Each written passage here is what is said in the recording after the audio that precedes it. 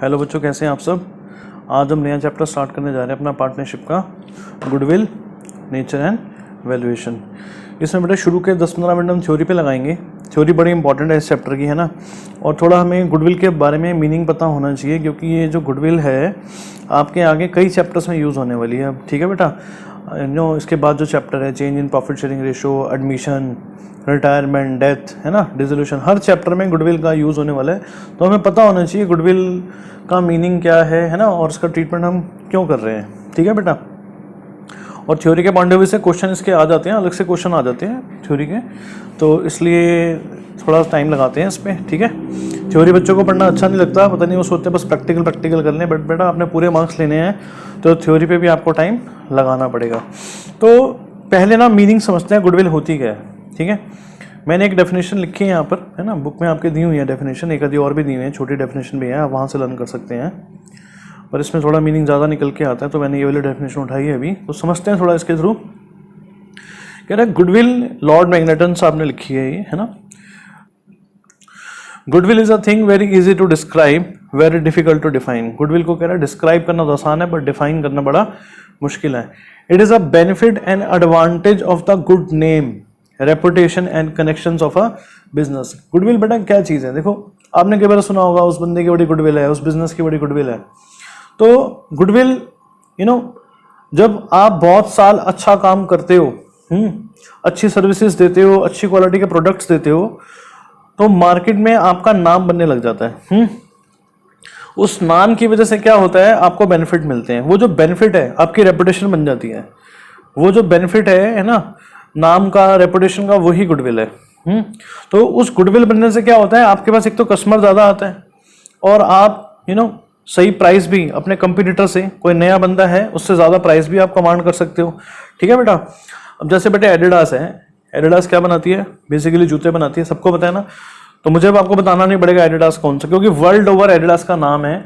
अब उस नाम की वजह से क्या है, एडिडास की सेल्स भी ज़्यादा होती हैं, और एडिडास अपने कंपटीटर से ज़्यादा महंगी चीज़ें बेच पाता है ना, क्योंकि उसका नाम बन चुका है। तो एडिडास से कोई ये नहीं पूछेगा जी आप इतनी महंगी चीज़ क्यों बेच रहे हो। आप अपने घर के पास किसी मार्केट में जाओगे, मंडे मार्केट, ट्यूसडे मार्केट, वहां आप जूते का रेट पूछोगे, अगर वो बोलेगा 5,000, तो आपको लगेगा भाई की तबीयत ठीक नहीं है ना। पर आप एडिडास में जाओगे और वो कहेगा ये जूता 5,000 का, 6,000 का, आप कहोगे ये तो सस्ता दे रहा है, क्योंकि वहां पे स्टार्टिंग ही 5-6 हज़ार से है ना। तो एडिडास का जो नाम बन चुका है, उसकी वजह से वो चीजें एक तो अपने कंपटीटर से महंगी बेच पा रहा है, और उसके बाद शुरू से ही कस्टमर है ना, उसकी सेल्स भी ज्यादा है। अब खाने पीने की बात करो तो कई चीजें, जैसे हमारे दिल्ली में सीताराम छोले भटूरे वाले हैं, आपके यहाँ पर भी अपनी अपनी जगह पे हर बंदा फेमस होगा, कोई ना कोई फेमस जब लोग होंगे, तो सीताराम के पास हम बड़ी बड़ी दूर चले जाते हैं उसके छोले भटूरे खाने। हमारे घर के आसपास भी मिलते हैं छोले भटूरे, पर हम इतनी दूर चले जाते हैं डबल रेट पे। क्यों? अब हमारे दिमाग में है कि भाई उसके छोले भटूरे बहुत अच्छे हैं, हाइजीनिक है, क्वालिटी अच्छी है, तो अगर वो ज़्यादा प्राइस भी ले रहे हैं तो हमें कोई दिक्कत नहीं होती है। समझ रहे हो बेटा बात। अब ये ऑनलाइन अब ये लॉकडाउन के दिन चल रहे थे, अभी भी कुछ बाहर की चीज़ें तो खा नहीं पा रहे कोरोना वायरस के चक्कर में। तो उस दिन मैं ऑनलाइन क्लास ले रहा था, तो मैंने सीताराम की बात करी, यही चैप्टर समझा रहा था, तो कहता सर छोले खाने पीने की चीज़ों की बात मत करो, है ना। तो आपके साथ भी कुछ ऐसा ही हो रहा होगा, है ना। बड़े महीनों से मन मार के आप लोग बैठे होगे, अपनी चीज़ें नहीं खा रहे हो अपने मर्जी की। अब उसका नाम बेटा एकदम नहीं बना, कितने साल लगे, 50 साल हो गए हैं। आपने शायद उसका नाम सुना हो, है ना, जिसने उसका नाम सुना है आप मेरे को कमेंट में बताना। तो इंडिया के जितने भी फूडी यूट्यूबर्स हैं ना, उन्होंने सबने दिल्ली आके सीताराम को कवर करा है ना। हम बचपन से खाते आ रहे हैं उसके छोले भटूरे। अब तो पीतमपुरा में हमारे घर के थोड़ा और पास आ गया है, तो हम यहाँ से फिर भी 5-6 किलोमीटर दूर चले जाते हैं, है ना, स्पेशल चले जाते हैं उसके छोले भटूरे खाने। तो कुछ बात है ना बेटा। अब सीताराम की दुकान के बाहर गुडविल लटकी तो हुई नहीं है, जिसे देख के मैं वो छोले भटूरे खा रहा हूँ। तो अभी हम पढ़ेंगे कि गुडविल एक इंटेंजिबल एसेट है ना, दिखता नहीं है हमें, हमारे दिमाग में वो इंप्रेशन बन चुका है। वो जो इंप्रेशन है ना, वही गुडविल है। जो आपके दिमाग में है ना कि हाँ आप 10,000 रुपये खर्च सकते हो एडिडास का जूता पहनने के लिए, क्यों खर्च रहे हो आप? आपके दिमाग में है कि मैं अगर 10,000 रुपये खर्च रहा हूं तो मुझे अच्छी क्वालिटी मिल रही है, जूता चलेगा कई साल, है ना, कंफर्टेबल भी होगा और कई साल चलेगा, ठीक है बेटा। तो it is a attractive force which brings in the customers. तो जो ब्रांड बन चुका है, वो इमेज बन चुकी है, वो आपको खींच रही है। आप जा रहे हो इतनी दूर खाने के लिए, अपनी मर्जी का बर्गर खाने के लिए बहुत दूर जा रहे हो, अपनी मर्जी का पिज्जा खाने के लिए बहुत दूर जा रहे हो, जूते लेने के लिए जा रहे हो बहुत दूर, वो आपके पास नहीं आ रहा, ठीक है ना। It is one thing which distinguishes an old established business from a new business at its first start, ठीक है जी। अब एक बिजनेस पुराना हो चुका होता है, जो जिसका नाम बन चुका है, तो वो डिफरेंशिएट कर रहा है अपने आप को। आप उसके साथ कोई और, अब सीताराम के साथ कोई छोले भटूरे की दुकान खोल लेगा तो बेटे वो सेम प्राइस पे नहीं बेच पाएगा। ऐसा नहीं कि उसकी सेल नहीं होगी, कस्टमर खा लेगा उससे भी, पर उसको अपना प्राइस कम करना पड़ेगा। जैसे अगर वो 100 रुपए की प्लेट बेच रहा है, तो जो नया बंदा है वो भी 100 रुपए की बेचेगा, तो लोग कहेंगे हमने 100 रुपए का खाना तो सीताराम का ना खाएं, है ना, समझ रहे हो बात। तो ऐसे ये बेटा एग्जाम्पल मैं इसका ले रहा हूं, पर ये एग्जाम्पल हर चीज पे अप्लाई करता है। आप मोबाइल की बात कर लो, आईफोन की बात कर लो, उसका अब आईफोन के लिए लोग लाख लाख रुपए क्यों खर्च कर रहे हैं? लोगों के दिमाग में है ना कि बॉस कुछ ऐसी चीज मिल रही है हमें जो दूसरे ब्रांड्स हमें नहीं दे पा रहे हैं, है ना। दूसरे भी अच्छे होंगे ब्रांड्स, चीजें अच्छी देते होंगे, बट जो खर्च रहा है लाख रुपए, वो क्यों खर्च रहा है? उस ब्रांड वैल्यू की वजह से खर्च रहा है, उसके दिमाग में है, वो जो दिमाग में मैं बात कर रहा हूँ वही गुडविल है। वो जो नाम उसके दिमाग में है, वो जो इंप्रेशन उसके दिमाग में है, वही गुडविल है जो एप्पल ने कमाई है वर्ल्ड ओवर, जिसकी वजह से वो महंगी चीज बेच रहा है और इतनी ज्यादा बेच रहा है, ठीक है बेटा। तो ये है गुडविल। गुडविल की वजह से आप ज्यादा प्रॉफिट्स कमा पाते हो, ज्यादा सेल कर पाते हो, और अभी आप पढ़ोगे थोड़ा आगे जाके कि ज्यादा प्रॉफिट्स होते हैं तो गुडविल ज्यादा होती है, और गुडविल ज्यादा होती है तो प्रॉफिट ज्यादा होते हैं। दोनों चीजें इंटर रिलेटेड है, ठीक है। अब इसके ना फीचर्स पे आते हैं। Goodwill is N intangible asset, जैसे मैंने बताया है ना, आप गुडविल को देख नहीं सकते, गुडविल को छू नहीं सकते, वो जो फील कर सकते हो आपके दिमाग में, वो जो बात है कि हाँ भाई ये इसका नाम है, वही गुडविल है, ठीक है ना। तो it is an intangible asset, जैसे मैंने भी बताया, कहीं बाहर लटकी नहीं हुई है किसी शोरूम के बाहर, जिसको देख के आप ज्यादा पैसे दे रहे हो, ठीक है जी। It is not a fictitious asset. बेटा क्वेश्चन आता है, goodwill is an intangible asset और अ फिक्टिशियस एसेट। तो गुडविल एक इंटेंजिबल एसेट है, फिक्टिशियस एसेट नहीं है। फिक्टिशियस एसेट क्या होते हैं, है ना, फिक्शन का मतलब क्या होता है? Something which is not real, जो सच नहीं है, फिक्शन है ना, काल्पनिक। आप कोई सीरियल देखते हो ना, पहले आता था, पता नहीं आता नहीं आता, कोई फिल्म देखते हो उस पर पहले आता था, इस धारावाहिक के सभी पात्र काल्पनिक है, तो मतलब नॉट रियल, है ना। तो फिक्टिशियस एसेट जो होते हैं वो खर्चे होते हैं जो आपने राइट ऑफ नहीं करे होते हैं, वो पुरानी चीजें होती हैं ना, एडवर्टीजमेंट एक्सपेंस हो गया, प्रॉफिट एंड लॉस अकाउंट का डेबिट बैलेंस हो गया, जैसे एक्यूमुलेटेड लॉसेस जो भी आपने राइट ऑफ नहीं करे, वो एसेट साइड पर अपीयर तो हो रहे हैं, पर वो सही मायनों में एसेट नहीं है ना, उनका डेबिट बैलेंस है तो वो वहीं पर आएंगे। तो पर गुडविल एक वैल्यूएबल एसेट है, इसकी हम वैल्यू निकालना सीख भी रहे हैं, इसका हमें बेनिफिट मिलता है ना। तो गुडविल एक फिक्टिशियस एसेट नहीं है बेटा, गुडविल इंटेंजिबल एसेट है। It is subject to constant fluctuations. हम सीखेंगे, हम प्रॉफिट के बेस पर गुडविल कैलकुलेट करते हैं, कई फॉर्मूले हैं, है ना, 3 मेथड है उसके अंदर, और डिटेल में जाएंगे तो 4-5 मेथड बन जाएंगे। तो प्रॉफिट्स के बेसिस पर हम गुडविल निकालते हैं। तो हो सकता है पिछले साल आपकी गुडविल कुछ और हो, इस साल आपकी गुडविल कुछ और हो, है ना, प्रॉफिट्स में चेंजेस आएंगे तो गुडविल में चेंजेस आएंगे, तो ये कॉन्स्टेंटली फ्लक्चुएट होती रहती है। Its value subjective, that is vary from one value to another. बेटे मैं 10 बंदों को दे दूंगा ना डेटा, सेम डेटा दे दूंगा, और उनको कहूंगा गुडविल कैलकुलेट करो, हो सकता है 10 बंदे मेरे पास डिफरेंट फिगर से आ जाए, है ना। तो इट्स सब्जेक्टिविटी आ जाती है। अभी हम देखेंगे कई चीजों की वजह से सब्जेक्टिविटी आ जाती है। नंबर ऑफ ईयर्स परचेज का कॉन्सेप्ट है, कभी हमें लगेगा 2 होना चाहिए नंबर ऑफ ईयर्स परचेज, कभी लगेगा 3 होना चाहिए, है ना। और कई चीजें हैं, कई एडजस्टमेंट्स हम करेंगे, है ना, और कई फैक्टर्स हैं जिसके ऊपर गुडविल बेस होती है। तो हर बंदा डिफरेंट वैल्यू निकाल सकता है, कोई जरूरी नहीं है कि हर बंदा एक ही वैल्यू निकालेगा, तो it may vary from person to person, ठीक है बेटा। तो ये कुछ फीचर्स है गुडविल के, डेफिनेशन हमें, मीनिंग हमें समझ में आ गया। अब हमने चलना है, एक क्वेश्चन बहुत इंपॉर्टेंट है बेटा, आता रहता है, कई बार आया हुआ है, need for valuing goodwill. Goodwill निकालने की जरूरत कब पड़ती है, ठीक है बेटा। पहले तो देखो जो अगला ही चैप्टर है आपका, वहां पर गुडविल का ट्रीटमेंट है। Change in profit sharing ratio among existing partners. Suppose 3 partner है, उनकी अभी रेशो है 5:3:2। अब वो रेशो चेंज कर रहे हैं 4:5:1। तो वो रेशो जब चेंज करेंगे ना, तो गुडविल में ट्रीटमेंट हमें करना पड़ेगा। तो वहां पर गुडविल की पहले हमें वैल्यू निकालनी पड़ेगी। वो हम ऐसा क्यों करते हैं वो मैं नेक्स्ट चैप्टर में बताऊंगा आपको। एडमिशन ऑफ अ पार्टनर, है ना, आप 10 साल से, आप और आपका दोस्त 10 साल से कोई बिजनेस कर रहे हैं, जमा लिया आपने बिजनेस अपना, अभी तक आपको गुडविल निकालने की जरूरत नहीं पड़ी थी, और आपका बिजनेस बहुत अच्छे प्रॉफिट्स कमा रहा है। आपका एक और नया फ्रेंड आपके बिजनेस को ज्वाइन करना चाहता है, तब देखो वो अपना अगर आज काम करेगा तो उसको शुरू से स्क्रैच से मेहनत करनी पड़ेगी। कब हो सकता है 3-4 बाद, 4 साल बाद या 10 साल बाद आपके वाले लेवल पे पहुंचे वो, है ना, या प्रॉफिट कमाना ही वो 2-3 साल बाद स्टार्ट करे, पहले तो वो ब्रेक इवन ना कर पाए। तो वो आपके बिजनेस में आना चाहता है, चले चला बिजनेस में। आपने कहा भाई रुक जा जरा, तो आपने क्या करा, पहले गुडविल की वैल्यूएशन करी अपनी। आपने कहा भाई हमारी फर्म की इतनी गुडविल है, आपको अगर आना है तो आप पहले इतने पैसे तो कैपिटल के डालो और इतने पैसे अपना गुडविल का शेयर डालो, ठीक है ना। तो वहां पर भी हमें गुडविल की वैल्यूएशन करने की जरूरत पड़ जाती है। ऐसे ही रिटायरमेंट और डेथ में कोई पार्टनर जाएगा बिजनेस को छोड़ के, तो वो अपनी गुडविल का शेयर लेकर जाएगा, है ना, क्योंकि इतने साल से जो मेहनत आपने करी है बिजनेस की, एक लेवल पे पहुंचे हो, वो आपके साथ था। तो वो जाएगा तो कहेगा मेरे जाने के बाद भी तो आपको प्रॉफिट ऐसे होते रहेंगे, तो मेरी गुडविल का शेयर मुझे दो आप।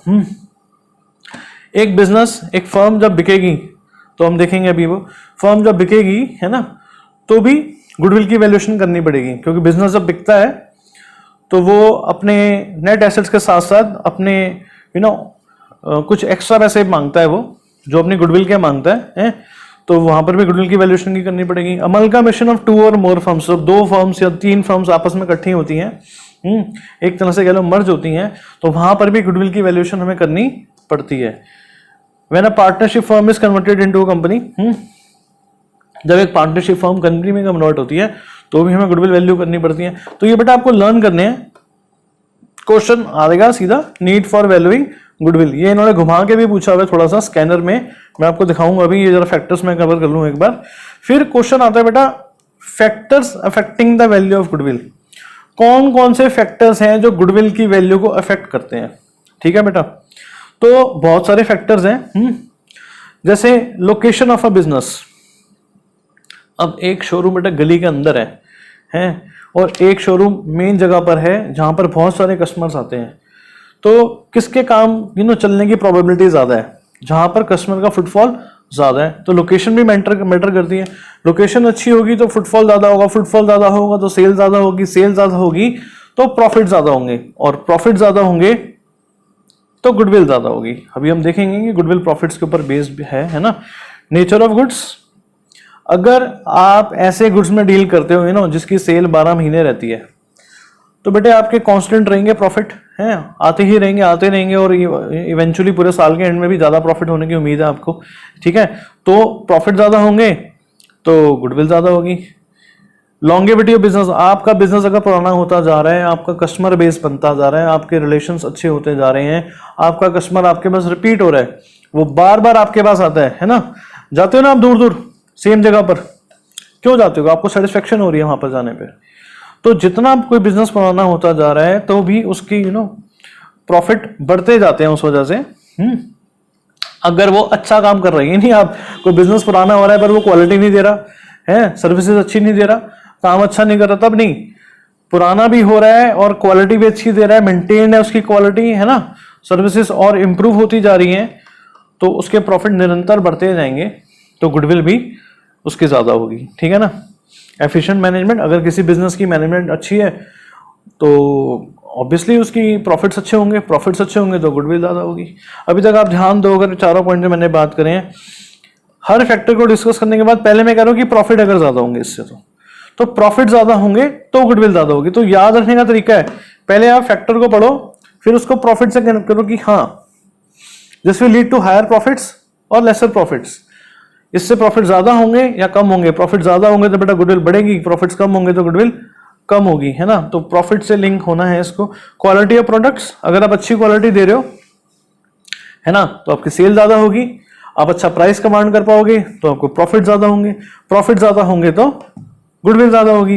Possession of licence and patents, आपके पास कुछ लाइसेंस है, गवर्नमेंट ने कोई लाइसेंस दिया है भाई ये माल आप ही भेज सकते हो इंडिया में, दिल्ली में या इन पर्टिकुलर सिटीज में, है ना, तो आपकी एक तरह से मोनोपोली है उस चीज में, तो आपके प्रॉफिट ज्यादा होंगे, प्रॉफिट ज्यादा होंगे तो फिर वही बात आ गई, आप प्राइस भी ज्यादा ले सकते हो, गुडविल ज्यादा हो जाएगी। पेटेंट्स आपके पास है ना, आपने कुछ चीज को पेटेंट्स लिए हुए, पेटेंट्स राइट्स आपके पास कुछ चीजों के, आपने खुद मैन्युफैक्चर करी थी, आपने राइट्स लिए हुए कि अगले 3-4 साल तक इस चीज को कोई और नहीं बना पाएगा, तो भी बेटा आपकी एज है ना मार्केट में, तो भी आपकी गुडविल ज्यादा होगी क्योंकि आपके प्रॉफिट ज्यादा होंगे।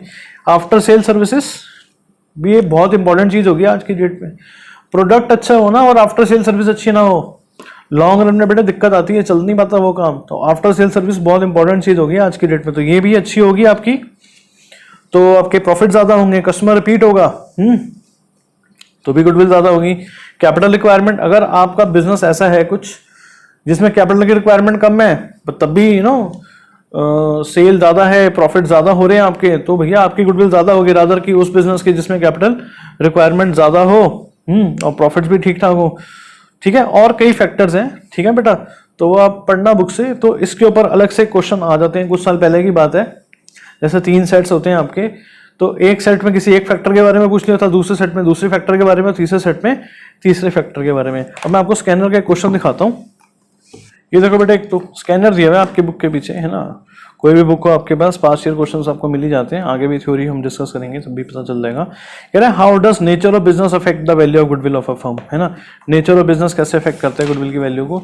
फिर देखो बेटा क्वेश्चन आया हुआ है, अब ये देखो क्वेश्चन कैसे पूछा इन्होंने, state any 3 circumstances other than admission of a partner, retirement of a partner, है ना, death of a partner when need for valuation of goodwill of a firm में अराइज। अगर आप खाली यही 3 लर्न करके गए होगे ना तो बेटे दिक्कत आ जाएगी पेपर में। उसने क्या पहले आपसे पूछ लिया, कह रहा है इन दोनों के अलावा, यहाँ पे मैंने रिटायरमेंट डेथ दोनों लिख दिए, इन दोनों के अलावा कोई और 3 बताओ, तो बेटे आपको सारे लर्न करने पड़ेंगे ना फिर हिसाब से, तो है ना। बाकी 1-2 क्वेश्चन और दिए बेटे फैक्टर्स के ऊपर बेस, ये भी आप पढ़ लेना, ठीक है ना। तो अब हमने डिस्कस करना है बेटा classification of goodwill, types of goodwill. 2 तरह की गुडविल होती है। तो जो नेक्स्ट टॉपिक है हमारा,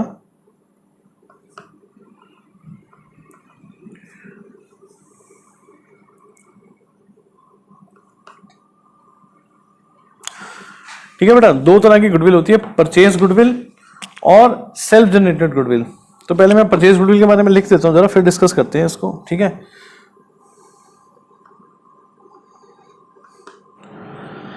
अब बेटे परचेज गुडविल समझते हैं जरा।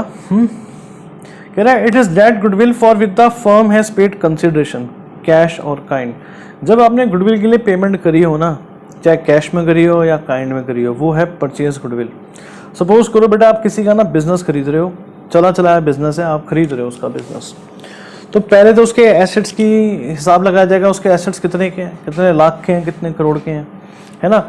तो जब आप किसी का बिजनेस खरीदते हो ना, सपोज उसके एसेट्स हैं बेटा 50 करोड़ के, तो जब आप किसी का बिजनेस खरीदते हो ना बेटा, उसके एसेट्स अगर आपके पास आते हैं ना, तो उसकी लायबिलिटीज की रिस्पॉन्सिबिलिटीज भी आपको लेनी पड़ती है। तो उसके एसेट्स हैं सपोज 50 करोड़ के और उसकी लायबिलिटीज हैं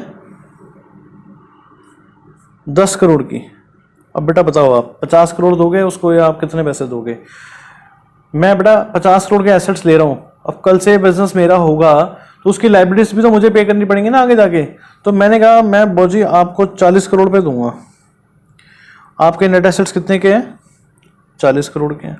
उसने कहा मैं लूंगा आपसे 55 करोड़, 40 करोड़ के मेरे एसेट्स हैं, ठीक है, पर मेरा ना बिजनेस का नाम बन चुका है ना, मेरे कस्टमर्स के रिलेशंस बन चुके हैं, जिसका एडवांटेज आपको मिलेगा।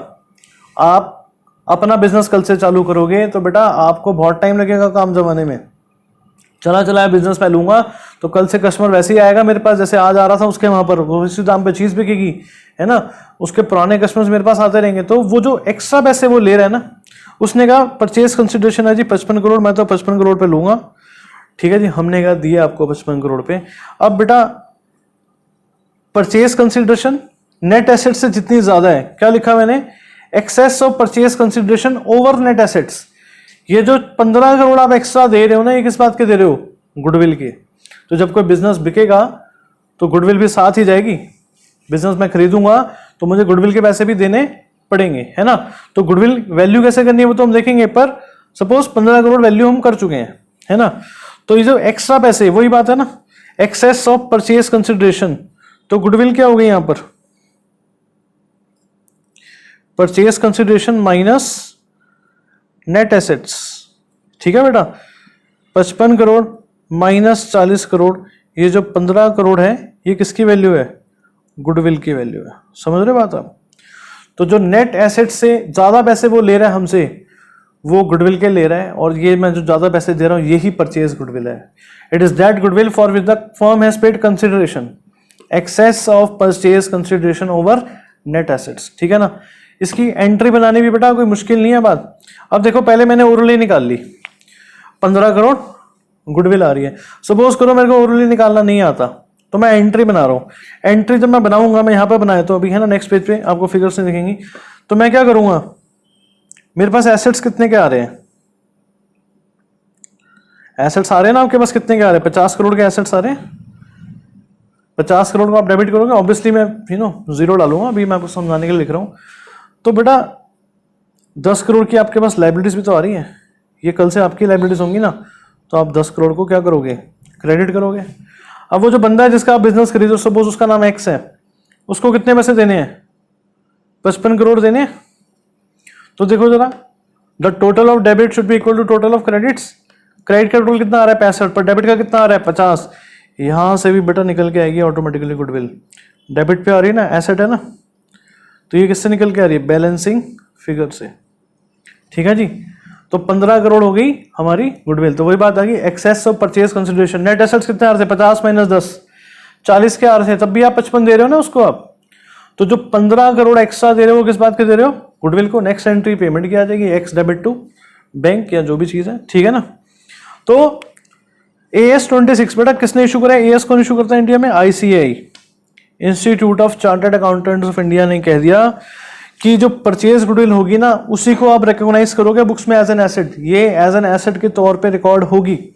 तो आपने अगर आगे चैप्टर भी करे होंगे, आपको किसी किसी क्वेश्चन में बैलेंस शीट में गुडविल नजर आती होगी, बेटे वो परचेज गुडविल ही हो सकती है, क्योंकि सेल्फ जनरेटेड गुडविल एसेट के तौर पे बैलेंस शीट में रिकॉर्ड नहीं हो सकती। ठीक है जी। तो ये बैलेंस शीट में रिकॉर्ड होगी एज एन एसेट। फिर कह रहे हैं जी, it is amortize over its useful life. Goodwill का आपको जगता है कि आपको जितने साल तक एडवांटेज मिलना है, उतने सालों में बेटा उसको आप राइट ऑफ कर दो, उसको अमोर्टाइज कर दो। जैसे फिक्स एसेट्स पे डेप्रिसिएशन लगती है ना, बचपन में पढ़ा था ना आपने 11th में, फिक्स एसेट्स पे लगती है डेप्रिसिएशन, पर इनटेंजिबल एसेट्स पे क्या लगती है, अमोर्टाइजेशन। तो इसको भी हम अमोर्टाइज कर देंगे over its useful life. Maximum 10 सालों के अंदर अंदर कर देंगे, उससे ज्यादा नहीं लगाना आपने, कम में कर दो पर 10 से ज्यादा में नहीं। ठीक है जी। तो ये है बेटा परचेज गुडविल। इसकी मैं आपको एक इलस्ट्रेशन भी दिखाता हूँ बुक की।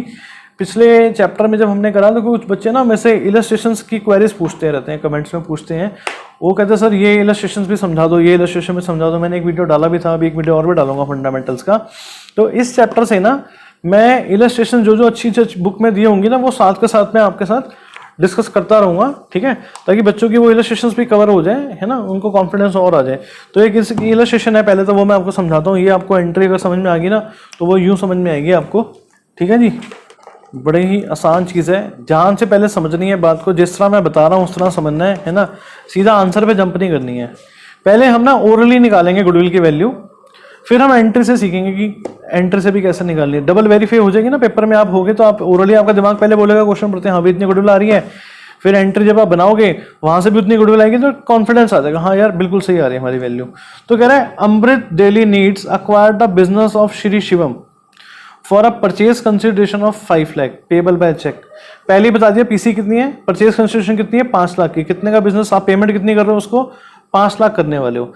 Assets acquired and liabilities taken over are, furniture आ रहा है 10,000 का, इन्वेंट्री 7.5 लाख की, डेटर्स कितने के, 1.5 लाख के। एसेट्स बता कितने के आ रहे हैं, देखो आप 7.5 और 1.5 9 9 10 के तो एसेट्स आ रहे हैं आपके पास।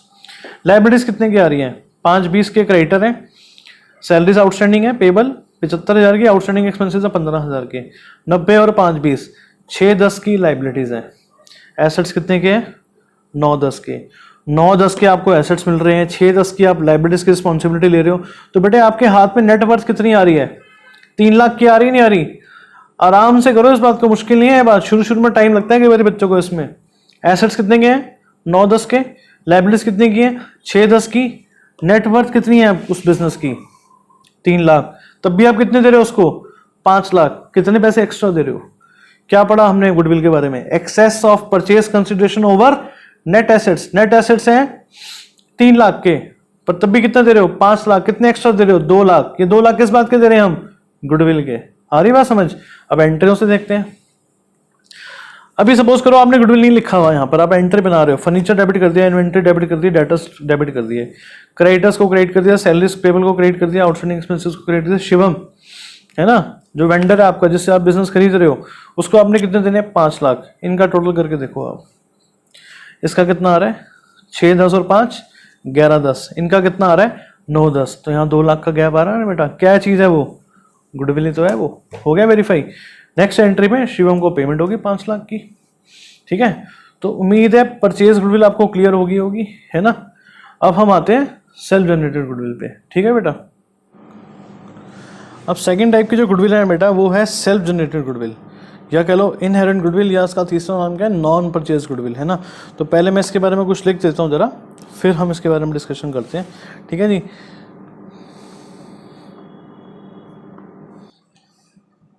तो बेटा समझते हैं जरा, सेल्फ जनरेटेड गुडविल होती है कि भाई, जैसे मैंने भी एग्जांपल लिया था, हम 10 साल से काम कर रहे हैं, है ना। तो बेटा अगर हम अच्छा काम कर रहे हैं, है ना, अच्छे प्रॉफिट्स कमा रहे हैं, अपने कंपटीटर से बेटर कर रहे हैं, तो बेटा हमारी भी तो गुडविल है ना वहाँ पे मार्केट में, है ना। पर हमें कभी जरूरत नहीं पड़ी। पर कोई पार्टनर आ रहा है तो हमने कहा भाई अब जरा कैलकुलेट करके देखते हैं। कोई जा रहा है तो वो कहेगा जरा कैलकुलेट कर लो जी, मेरा हिस्सा दे दो। किसी की डेथ हो रही है तो कैलकुलेट करनी पड़ेगी। तो सेल्फ जनरेटेड गुडविल है जो आपके अपने एफर्ट्स की वजह से बनी है। परचेज गुडविल तो हमने तो किसी का बिजनेस खरीदा ना, एफर्ट्स उसके थे, है ना। हमने सीधा बिजनेस खरीद लिया, उसका एक्स्ट्रा पैसे उसको दे दिए। ये हमारे एफर्ट से कई साल लग के बेटा गुडविल हमने बनाई है अपनी। ठीक है जी।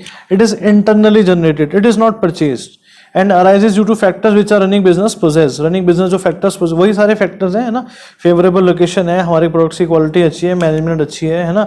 बहुत सारे हमारे पास पेटेंट्स हैं, जिसकी वजह से बेटा हमारी गुडविल है आज मार्केट में। पर AS26 ICAI कहता है इस गुडविल को आप एज एन एसेट रिकॉर्ड नहीं करोगे। इसका ट्रीटमेंट आप कर लो, है ना, पर इसको एज एन एसेट आप बुक्स में रिकॉर्ड नहीं करोगे। इसकी भी वैल्यूएशन सब्जेक्टिव है बेटा, वैल्यू टू वैल्यूअर डिफरेंट हो सकती है। और परचेज गुडविल की भी सब्जेक्टिव, ऐसी बात नहीं है कि भाई उसकी भी फिक्स ही रहेगी, है ना।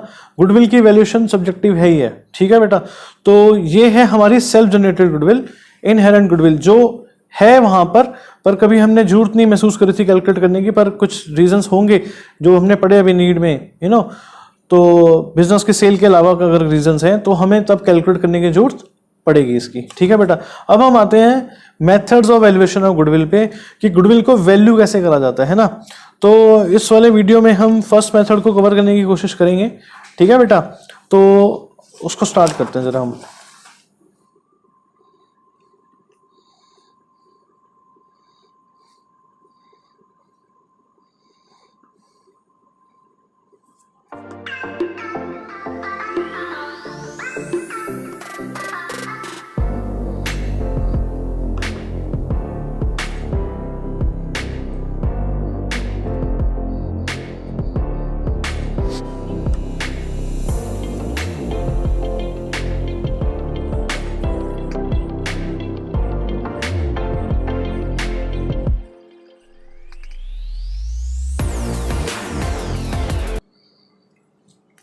देखो बेटा, ये पहला मेथड जो है वो है average profit method. Average profit method के अंदर 2 मेथड है, सिंपल एवरेज प्रॉफिट मेथड और वेटेड एवरेज प्रॉफिट मेथड। अभी हम आज कवर करेंगे सिंपल एवरेज प्रॉफिट मेथड। ठीक है, तो इसको हम कुछ स्टेप्स में लिखते हैं। पहला स्टेप जो है, हम निकालना चाहते हैं नॉर्मल बिजनेस प्रॉफिट। इसको हम एडजस्टेड प्रॉफिट्स भी बोल सकते हैं, ठीक है ना। इसको हम फ्यूचर मेंटेनेबल प्रॉफिट्स भी बोल सकते हैं। बेटा गुडविल अगर कैलकुलेट हो रही है ना, सपोज मैं किसी का बिजनेस खरीद रहा हूँ या मैं किसी का बिजनेस एंटर करना चाहता हूँ, है ना, तो खरीद रहा हूँ तो फिर तो परचेज गुडविल का कॉन्सेप्ट आ जाएगा। अगर मैं वैसे ही पार्टनर बनना चाहता हूँ तो सेल्फ जनरेटेड गुडविल का कॉन्सेप्ट आ जाएगा। तो प्रॉफिट्स के बेसिस पर गुडविल कैलकुलेट होगी। तो सपोज मेरे सामने ना 5 साल के प्रॉफिट रख दिया आपने, ठीक है जी। अब मैं ना अब क्या होगा, गुडविल की कैलकुलेशन के टाइम पर ना आप अपने कुछ पॉइंट्स रखोगे मेरे सामने। आप कहोगे सर प्रॉफिट्स तो ये हैं, हमारा पर्पस क्या है। देखो पीएनएल में तो बहुत सारी चीजें डेबिट हो जाती हैं, पर अगर कोई बिजनेस खरीद रहा है उसका पर्पस है कि मेरे को आपके पास्ट एफर्ट्स की वजह से आगे जाके भी नॉर्मली कितने प्रॉफिट्स होंगे, ठीक है ना। तो बेटा इस मेथड से गुडविल निकालनी है ना, तो पर्पस क्या है कि भाई गिवन प्रॉफिट्स में कुछ एडजस्टमेंट्स करनी है ताकि नॉर्मल बिजनेस प्रॉफिट्स है ना, बिजनेस की ऑपरेशनल कैपेसिटी हमें पता चले कि भाई बिजनेस के ऑपरेशन से कितने प्रॉफिट्स हो रहे हैं, है ना।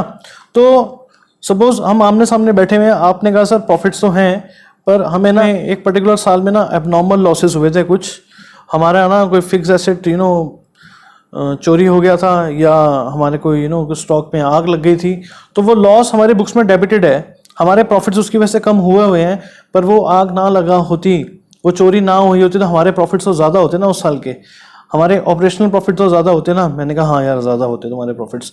तो आपने कहा जी इसको ऐड कर दो आप। मैंने कहा ठीक है ऐड कर देते हैं।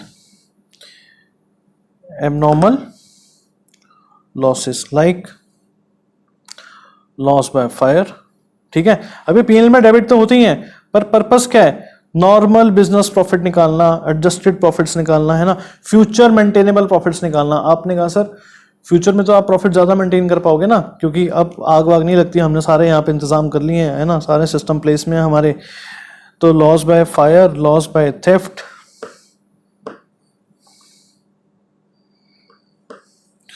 Loss on sale of fix assets. कोई फिक्स एसेट बिका, लॉस बुक्स में डेबिट तो होता है बेटा वो, पर हमारा पर्पस है नॉर्मल रूटीन के प्रॉफिट्स कैलकुलेट करना। तो आपने कहा रूटीन के प्रॉफिट्स तो ज्यादा थे ना, ये तो एक एक्सेप्शनल आइटम है, ठीक है जी। हमने कहा ठीक है। फिर आपने कहा सर ये मैं ऐड वाली चीजें बता रहा हूँ भाई। आपने कहा एक पर्टिकुलर साल में ना सर हमारा जो ओपनिंग स्टॉक है ना वो ओवर वैल्यूड है, over valuation of opening stock. अब बेटा इसको मैं ऐड क्यों कर रहे हैं, बेटा ट्रेडिंग अकाउंट बनाया था आपने बचपन में छोटे होते हुए, देखो मैं यहीं पर बनाया था, जरा सा आपको ट्रेडिंग अकाउंट आइडिया लग जाएगा। यहां पर ओपनिंग स्टॉक आता है, यहाँ नेट परचेजेस में अभी लिख रहा हूँ शॉर्ट पे, नेट परचेज मतलब परचेज माइनस परचेज रिटर्न, ठीक है। यहाँ हम ले लेते हैं नेट सेल्स, ठीक है बेटा, और यहाँ पर हम ले लेते हैं क्लोजिंग स्टॉक, ठीक है। सपोज आपका ओपनिंग स्टॉक था 1000 का, ठीक है बेटा, नेट सेल्स थी 20,000 की, नेट परचेजेस थी 15,000 की, ठीक है बेटा, और क्लोजिंग स्टॉक था 3,000 का, ठीक है। 23,000 माइनस 16,000 कितने आ रहे हैं ग्रॉस प्रॉफिट आपके, ठीक है जी। आपने मुझे कहा सर एक पर्टिकुलर साल में ना हमसे गलती हो गई थी, हमारा जो ओपनिंग स्टॉक है ना वो गलती से ओवर वैल्यू हो गया। मैंने कहा अच्छा क्या हो गया, आपने कहा जी 2,000 रिकॉर्ड कर दिया हमने गलती से। अब बेटा ओवर वैल्यू होने की वजह से देखो आप कैलकुलेशन करो, 23 माइनस, अब कितना माइनस करोगे आप 17, ओवर वैल्यू होने की वजह से आपके प्रॉफिट्स कम हो गए या नहीं हो गए, है ना, 6,000 आ रहे होंगे वहां पर। तो ये ट्रेडिंग अकाउंट बनाने से ना पिक्चर क्लियर हो जाती है। ट्रेडिंग अकाउंट का बीच में लेके आओ, नहीं तो रट्टा मारना पड़ेगा। तो अभी 3-4 चीजें हम चारों चीजें डिस्कस करेंगे, over valuation opening stock, under valuation of closing stock, है ना, under valuation of opening stock वगैरह वगैरह। तो आपको रट्टा नहीं मारना, आप ट्रेडिंग अकाउंट को विजुअलाइज करोगे ना, आप ओपनिंग स्टॉक की वैल्यू को बढ़ा के देखो बेटा, तो जीपी कम आएगा वहां पर। तो मतलब इस गलती की वजह से आपके उस साल के प्रॉफिट्स कम हो गए हैं। मैंने कहा हाँ जी कम हो गए हैं। तो आपने कहा सर ऐड कर दो, मैंने कहा ऐड कर देते हैं, ठीक है। लाइक वाइज आपने कहा सर किसी एक साल में और क्या हो गया आपसे, under valuation of closing stock. इसी एग्जांपल को ऑब्जर्व करो बेटा, क्लोजिंग स्टॉक 3,000 है तो प्रॉफिट 7,000 है। आप क्लोजिंग स्टॉक को 2,000 कर दो जरा, ये कितना हो जाएगा 22 में से 16 माइनस करो, 6,000 हो जाएगा। तो क्लोजिंग स्टॉक अंडर वैल्यू करने से भी क्या होते हैं, प्रॉफिट्स कम हो जाते हैं। तो अब ऐड कर देंगे, एडजस्टमेंट्स कर रहे हैं हम, है ना, गलतियों को ठीक करके या कुछ एबनॉर्मल चीज़ों को हटा के हम नॉर्मलसी पे पहुंचने की कोशिश कर रहे हैं, इसलिए ये चीज़ें ऐड हो रही हैं। ठीक है बेटा, एक बहुत इंपॉर्टेंट और चीज़ है जो बहुत क्वेश्चंस में आती है और बच्चों को थोड़ा टाइम लगता है समझने में, कैपिटल एक्सपेंडिचर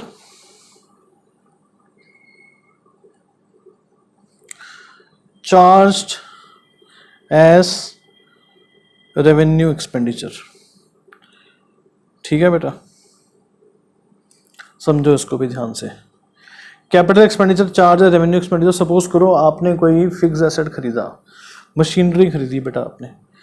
मशीनरी को कभी हम पीएनएल में लेके गए हैं? 11th में आपने बनाया फाइनल अकाउंट्स, मशीनरी को कभी पीएनएल में लेके गए हैं? नहीं। मशीनरी खरीदना is a capital expenditure, fix asset खरीदना इज अ कैपिटल एक्सपेंडिचर, है ना। पर आपसे गलती हो गई, आपने मशीनरी खरीदी चीज़ 10 लाख की, आपने उसको 1 लाख की ले लेते हैं, छोटी ले लेते हैं। आपने जो 1 लाख की मशीनरी खरीदी थी जो कि पीएनएल में डेबिट नहीं होनी चाहिए थी, आपने डेबिट कर दी बेटा पीएनएल में। तो उससे क्या हो गया, कैपिटल एक्सपेंडिचर को रेवेन्यू मान लिया, है ना। तो आपके प्रॉफिट्स कम हो गए नहीं कहोगे उसकी वजह से। तो अब आप उसको ठीक करवाओगे तो आप उसको ऐड करोगे, प्रॉफिट्स क्या होंगे, बढ़ जाएंगे। उसके डेप्रिसिएशन का दूसरा ट्रीटमेंट होगा, वो हम अभी लेस वाले में समझ लेते हैं, है ना। ठीक है बेटा, तो बाकी जो ये चीजें आपने ऐड करवाई, और कोई नॉन रेकरिंग एक्सपेंस होगा वो भी ऐड हो जाएगा, है ना। तो पर फिर क्या होगा, मेरी बारी आएगी। मैंने कहा सर आपके कहने पे मैंने चीजें ऐड कर दी हैं, है ना। अब कुछ चीजें मैं लेस करवाऊंगा, है ना, आपकी मर्जी से करवाऊंगा, है ना, जबरदस्ती नहीं करवाऊंगा, आपको भी समझाऊंगा। ठीक है, तो वो कुछ चीजें अभी हम लेस करते हैं, वो हम अगले पेज पे ले लेते हैं, यहाँ पर आएंगे नहीं। ठीक है बेटा, तो कुछ चीजें मैं लेस करवाऊंगा। अब मैंने कहा एक पर्टिकुलर साल के प्रॉफिट में एबनॉर्मल गेन घुसे हुए हैं। मैंने कहा जी हम क्या निकालना चाहते हैं, नॉर्मल बिजनेस प्रॉफिट। तो एबनॉर्मल गेन, नॉर्मल इनकम तो है नहीं, है ना। और नॉर्मल वैसे जब आप अपनी बैलेंस शीट्स बनाते हो, अपने फाइनेंशियल स्टेटमेंट बनाते हो, उसमें तो सारी इनकम्स हो जाती हैं। पर गुडविल की कैलकुलेशन के लिए हम ये कर रहे हैं एडजस्टमेंट्स। तो कोई एबनॉर्मल गेन अगर घुसा हुआ है ना, तो मैंने कहा जी ये गेन आप करो माइनस, क्योंकि हमने निकालने नॉर्मल प्रॉफिट। जैसे कि क्या हो गया, gain on sale of fix asset, या आपको कोई डिविडेंड मिला। बेटा डिविडेंड मिला ठीक है, इनकम है, बट नॉर्मल बिजनेस इनकम तो नहीं है ना। ठीक है जी, इंश्योरेंस क्लेम रिसीव हुआ आपको, तो ये सब चीजें मैं क्या करवाऊंगा आपसे, माइनस करवाऊंगा। ठीक है जी, फिर और क्या होगा, income from non trade investment, non trade investment. ठीक है बेटा, दो तरह की इन्वेस्टमेंट होती हैं, तो इसका जो इंटरेस्ट मिला होगा आपको, दो तरह की इन्वेस्टमेंट होती है बेटा, ट्रेड इन्वेस्टमेंट और नॉन ट्रेड इन्वेस्टमेंट। जब मैं किसी बिजनेस में इन्वेस्टमेंट करता हूं कि जिसका इनडायरेक्ट बेनिफिट मेरे बिजनेस को ही होगा, है ना, वो तो है ट्रेड इन्वेस्टमेंट। पर जो हम बाकी इन्वेस्टमेंट्स कर देते हैं ना, जो हमारे बिजनेस से लिंक नहीं है, एक्स्ट्रा पैसा आया हमने इन्वेस्ट कर दिया, है ना, तो उसका जो इंटरेस्ट आ रहा है, मैंने कहा जी ये नॉर्मल बिजनेस इनकम तो नहीं है, इसको हटाओ, क्योंकि हमारा एम क्या है, नॉर्मल बिजनेस प्रॉफिट निकालना, है ना। तो इसको एडजस्टमेंट करेंगे तो इसको हम क्या कर देंगे, लेस कर देंगे। ठीक है जी, फिर कुछ पार्टनर्स को रिम्यूनरेशन, हमने कहा जी पार्टनर्स को रिम्यूनरेशन देनी चाहिए, हम तो देंगे आगे, है ना। दूसरा नाम क्या इसका, फ्यूचर मेंटेनेबल प्रॉफिट्स, जो प्रॉफिट्स हम आगे मेंटेन कर पाएंगे, जो हम करने हैं हमने मेंटेन आगे। तो आपने नहीं करी हुई माइनस, तो हमने कहा जी माइनस हमने तो करनी है, तो इसको भी माइनस करो। आपने कहा जी चलो ठीक है, ठीक है। और बेटा over valuation of closing stock, उसी वाले ट्रेडिंग अकाउंट से समझा दूं इसको। देखो आप, क्लोजिंग स्टॉक की वैल्यू अगर ओवर वैल्यू हो जाएगी, 3,000 की जगह आप 4,000 लिख दोगे, तो 24 माइनस 16 कितना आएगा, यहाँ पर 8,000 आएगा।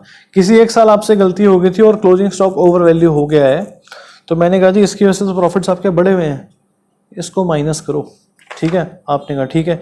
या फिर under valuation of opening stock, opening stock अगर आप कम लिख दोगे बेटा तो प्रॉफिट ज्यादा नहीं आएंगे, करके देखना आप, इसको 500 कर दो तो कितना आएगा, ये 7500 नहीं हो जाएंगे। तो under valuation of opening stock की वजह से क्या होगा, प्रॉफिट्स बढ़ जाएंगे, उसे भी क्या करना पड़ेगा, माइनस। ठीक है, तो over valuation of closing stock हो या under valuation of opening stock को, ये सब भी क्या होगा, लेस। अभी ये आपको बहुत बड़ा लग रहा है, लंबा लग रहा है, पता नहीं क्या है। जब क्वेश्चन करोगे ना बेटा सीधा दिमाग चलेगा आपका, वो सीधा कहेगा जी इस साल के प्रॉफिट्स ना किसी एबनॉर्मल गेन की वजह से बढ़े हुए हैं, तो बेटा उसको माइनस कर दो। कहेगा जी इस साल के प्रॉफिट्स किसी एबनॉर्मल लॉस की वजह से कम हुए हैं, तो बेटा उसको ऐड कर दो। बाकी दिमाग थोड़ा सा लगेगा इसमें। और वो कैपिटल एक्सपेंडिचर, रेवेन्यू एक्सपेंडिचर, उसका उल्टा भी आ सकता है, रेवेन्यू एक्सपेंडिचर को कैपिटल एक्सपेंडिचर मान लिया हो तो, है ना। और क्या कम होगा, एनी फ्यूचर एक्सपेंस, ठीक है बेटा। लाइक मैंने कहा जी आपने ना इन चीजों को इंश्योर नहीं करवा रखा, करवाना चाहिए था आपको इंश्योर, ये तो जरूरी खर्चे हैं, तो करवाया होता तो आपके प्रॉफिट इस साल के कम होते हैं ना होते। आपने कहा जी होते हैं। हमने कहा जी मैनेजमेंट की कॉस्ट है ना, मैनेजमेंट की कॉस्ट हर साल लगानी चाहिए, तो हम तो लगाएंगे आगे, तो उस हिसाब से आपके प्रॉफिट्स कम होने चाहिए। आपने कहा जी ठीक है, तो ये भी क्या हो जाएंगे, कम हो जाएंगे, ठीक है। फिर revenue expenditure treated as capital expenditure, ठीक है बेटा। कोई रेवेन्यू एक्सपेंडिचर था, कोई मशीनरी की रिपेयर करवाई थी आपने, अब वो पीएनएल में डेबिट होना चाहिए था, आपने क्या करा उसको एसेट में लेके, तो जब आप एसेट में ले गए तो आपने प्रॉफिट्स तो कम करे नहीं ना उसके, जबकि वो पीएनएल में डेबिट होने चाहिए थे, तो अब वो प्रॉफिट्स उसकी वजह से क्या होंगे, कम होंगे, ठीक है ना। और ये जो एग्जांपल था, कैपिटल एक्सपेंडिचर को आपने रेवेन्यू मान लिया, आपने मशीनरी खरीदी थी ना 1 लाख रुपए की, उसको रेवेन्यू मान लिया था आपने, तो आपने तो पूरी की पूरी 1 लाख की मशीनरी ही पीएनएल में डेबिट कर दी थी, उसको तो बाहर निकालूंगा मैं, तो 1 लाख तो हो जाएंगे ऐड, पर बेटा जो उसकी डेप्रिसिएशन होगी वो तो लगनी चाहिए थी ना, वो क्या होगी, माइनस। तो वो हम क्वेश्चन के थ्रू देखेंगे।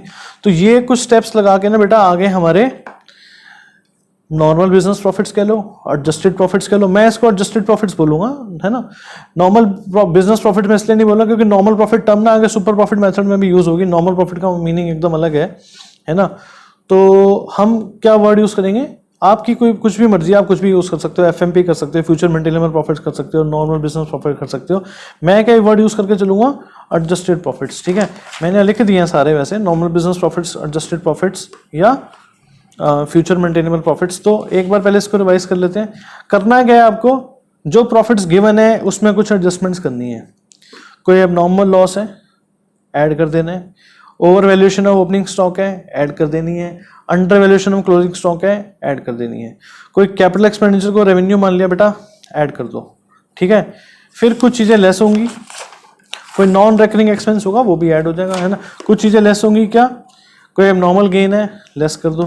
कोई नॉन ट्रेड इन्वेस्टमेंट का इंटरेस्ट आया हुआ है, लेस कर दो। पार्टनर्स की इन्वेस्टमेंट आगे से लगानी है, लेस कर दो। Over valuation of closing stock है या under valuation of opening stock है, तो बेटा इसको भी आप लेस कर दो। कोई फ्यूचर एक्सपेंस है, इंश्योरेंस करवाना है आपने, आगे से मैनेजमेंट की कॉस्ट है ना डालनी है बुक्स में, उसको भी लेस कर दो। रेवेन्यू एक्सपेंडिचर को कैपिटल एक्सपेंडिचर मान लिया, इसको भी आप लेस कर दो, ठीक है बेटा। अगला स्टेप क्या है, ये एडजस्टमेंट है ना, हम हर साल के, किसी साल के प्रॉफिट में कोई एडजस्टमेंट बोलेगा, किसी साल के प्रॉफिट में कोई एडजस्टमेंट बोलेगा, तो हर साल के प्रॉफिट में हम एडजस्टमेंट्स कर देंगे।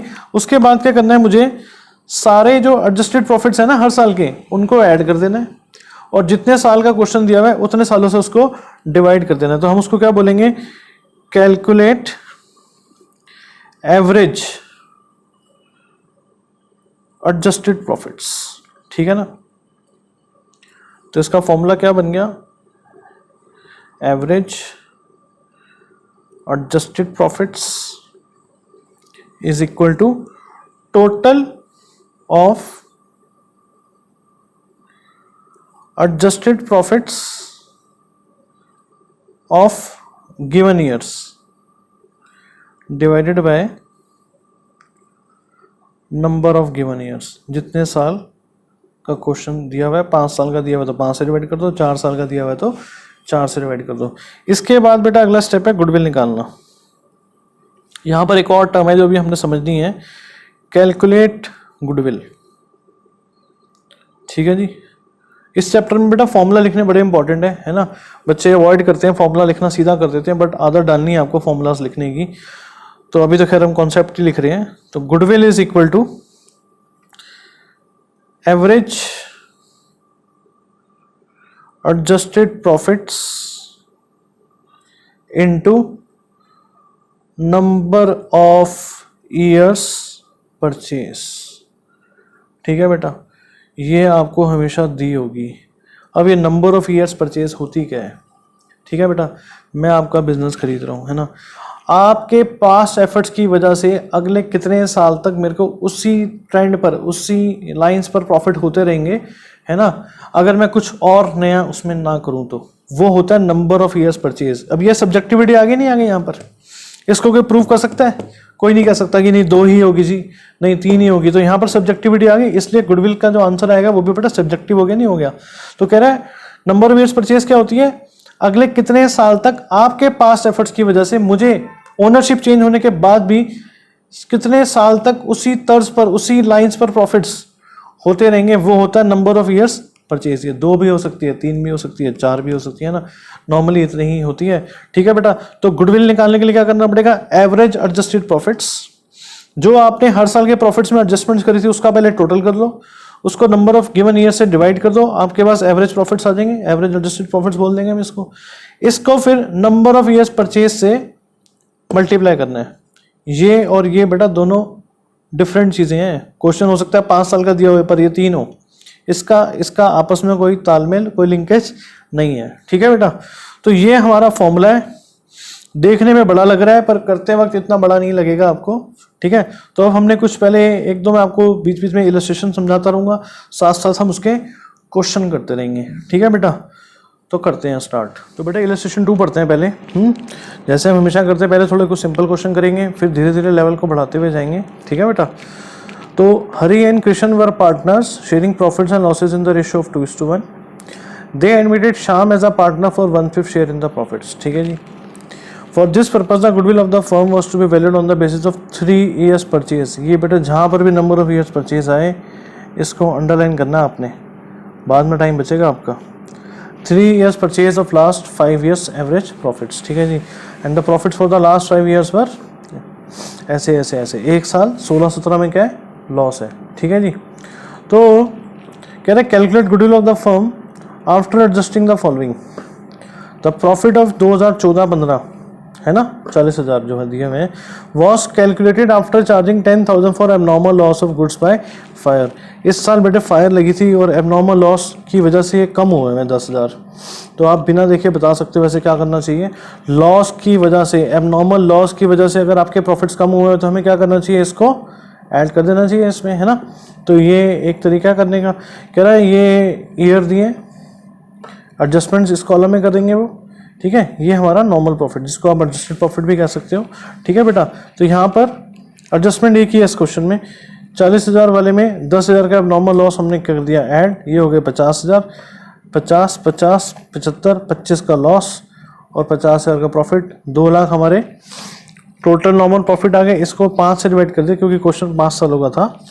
40,000 आ गए आपके एवरेज प्रॉफिट। ठीक है बेटा, तो गुडविल क्या होगी? Average profit into number of years of purchase, 1,20,000। ठीक है, तो सिंपल सा क्वेश्चन है ये, एक एडजस्टमेंट है बस कि जो प्रॉफिट्स आपको दिए हुए अब नॉर्मल लॉस चार्ज करने के बाद दिए हुए हैं, तो हमें क्या करिए? नॉर्मल बिजनेस प्रॉफिट चाहिए, तो हम इसमें क्या कर देंगे? उसको 10,000 को ऐड कर देंगे। ठीक है बेटा, इलस्ट्रेशन 3 भी देखते हैं जरा। कह रहा है Aman purchase Bharat business with effect from 1 April 2020। It was agreed that the firm's goodwill will be valued at 2 years purchase of average normal profit. 2 years purchase बेटा अंडरलाइन करो। 2 years purchase of average normal profit of last 3 years. Profit of Bharat business for last 3 years are ended. 3 years ended 31st March पर। तो बेटा पहले बिना कोशिश करो आप, है ना। अगर आप अपनी बुक खोल के भी बैठे हुए हो तो आपको आंसर पहले नहीं देना, मतलब देखना नहीं है आंसर, यहाँ से आंसर देना है। 2018 के जो प्रॉफिट्स हैं 1 लाख के, उसमें एबनॉर्मल गेन आया हुआ है 10,000 रुपये का, including N abnormal gain of 10,000। अब एबनॉर्मल गेन हमें चाहिए, नॉर्मल बिजनेस प्रॉफिट्स है ना, तो एबनॉर्मल गेन ना हुआ होता तो प्रॉफिट्स कितने होते? 90,000 होते। इसको क्या कर देंगे हम? 10,000 को माइनस कर देंगे। 2019 में करें 1,10,000 के after charging N abnormal loss of 20,000। 20,000 का एबनॉर्मल लॉस चार्ज करा हुआ है, उसके बाद 1,10 है, मतलब अगर वो चार्ज ना करा होता तो प्रॉफिट्स, नॉर्मल प्रॉफिट्स कितने होते हैं आपके? 1,30,000 होते हैं, नहीं होते?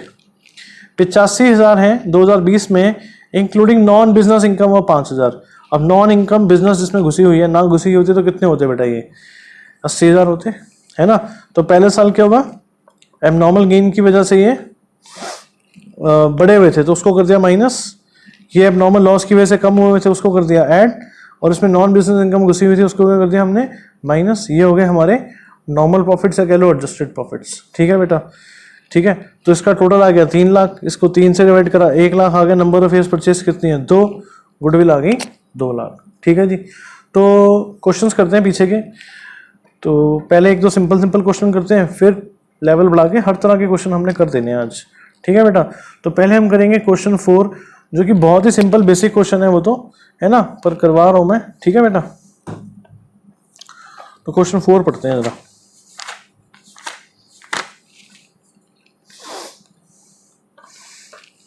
कह रहा है calculate the value of firms goodwill on the basis of 1.5 years purchase of the average profit of last 3 years, ठीक है जी, on the basis of 1.5 years purchase of average profit of last 3 years, ठीक है जी। कह रहा है the profit for the first year was 1 lakh, profit for the second year was twice the profit of the first year. ऐसे question 10th में होते थे, 9th 10th में, है ना।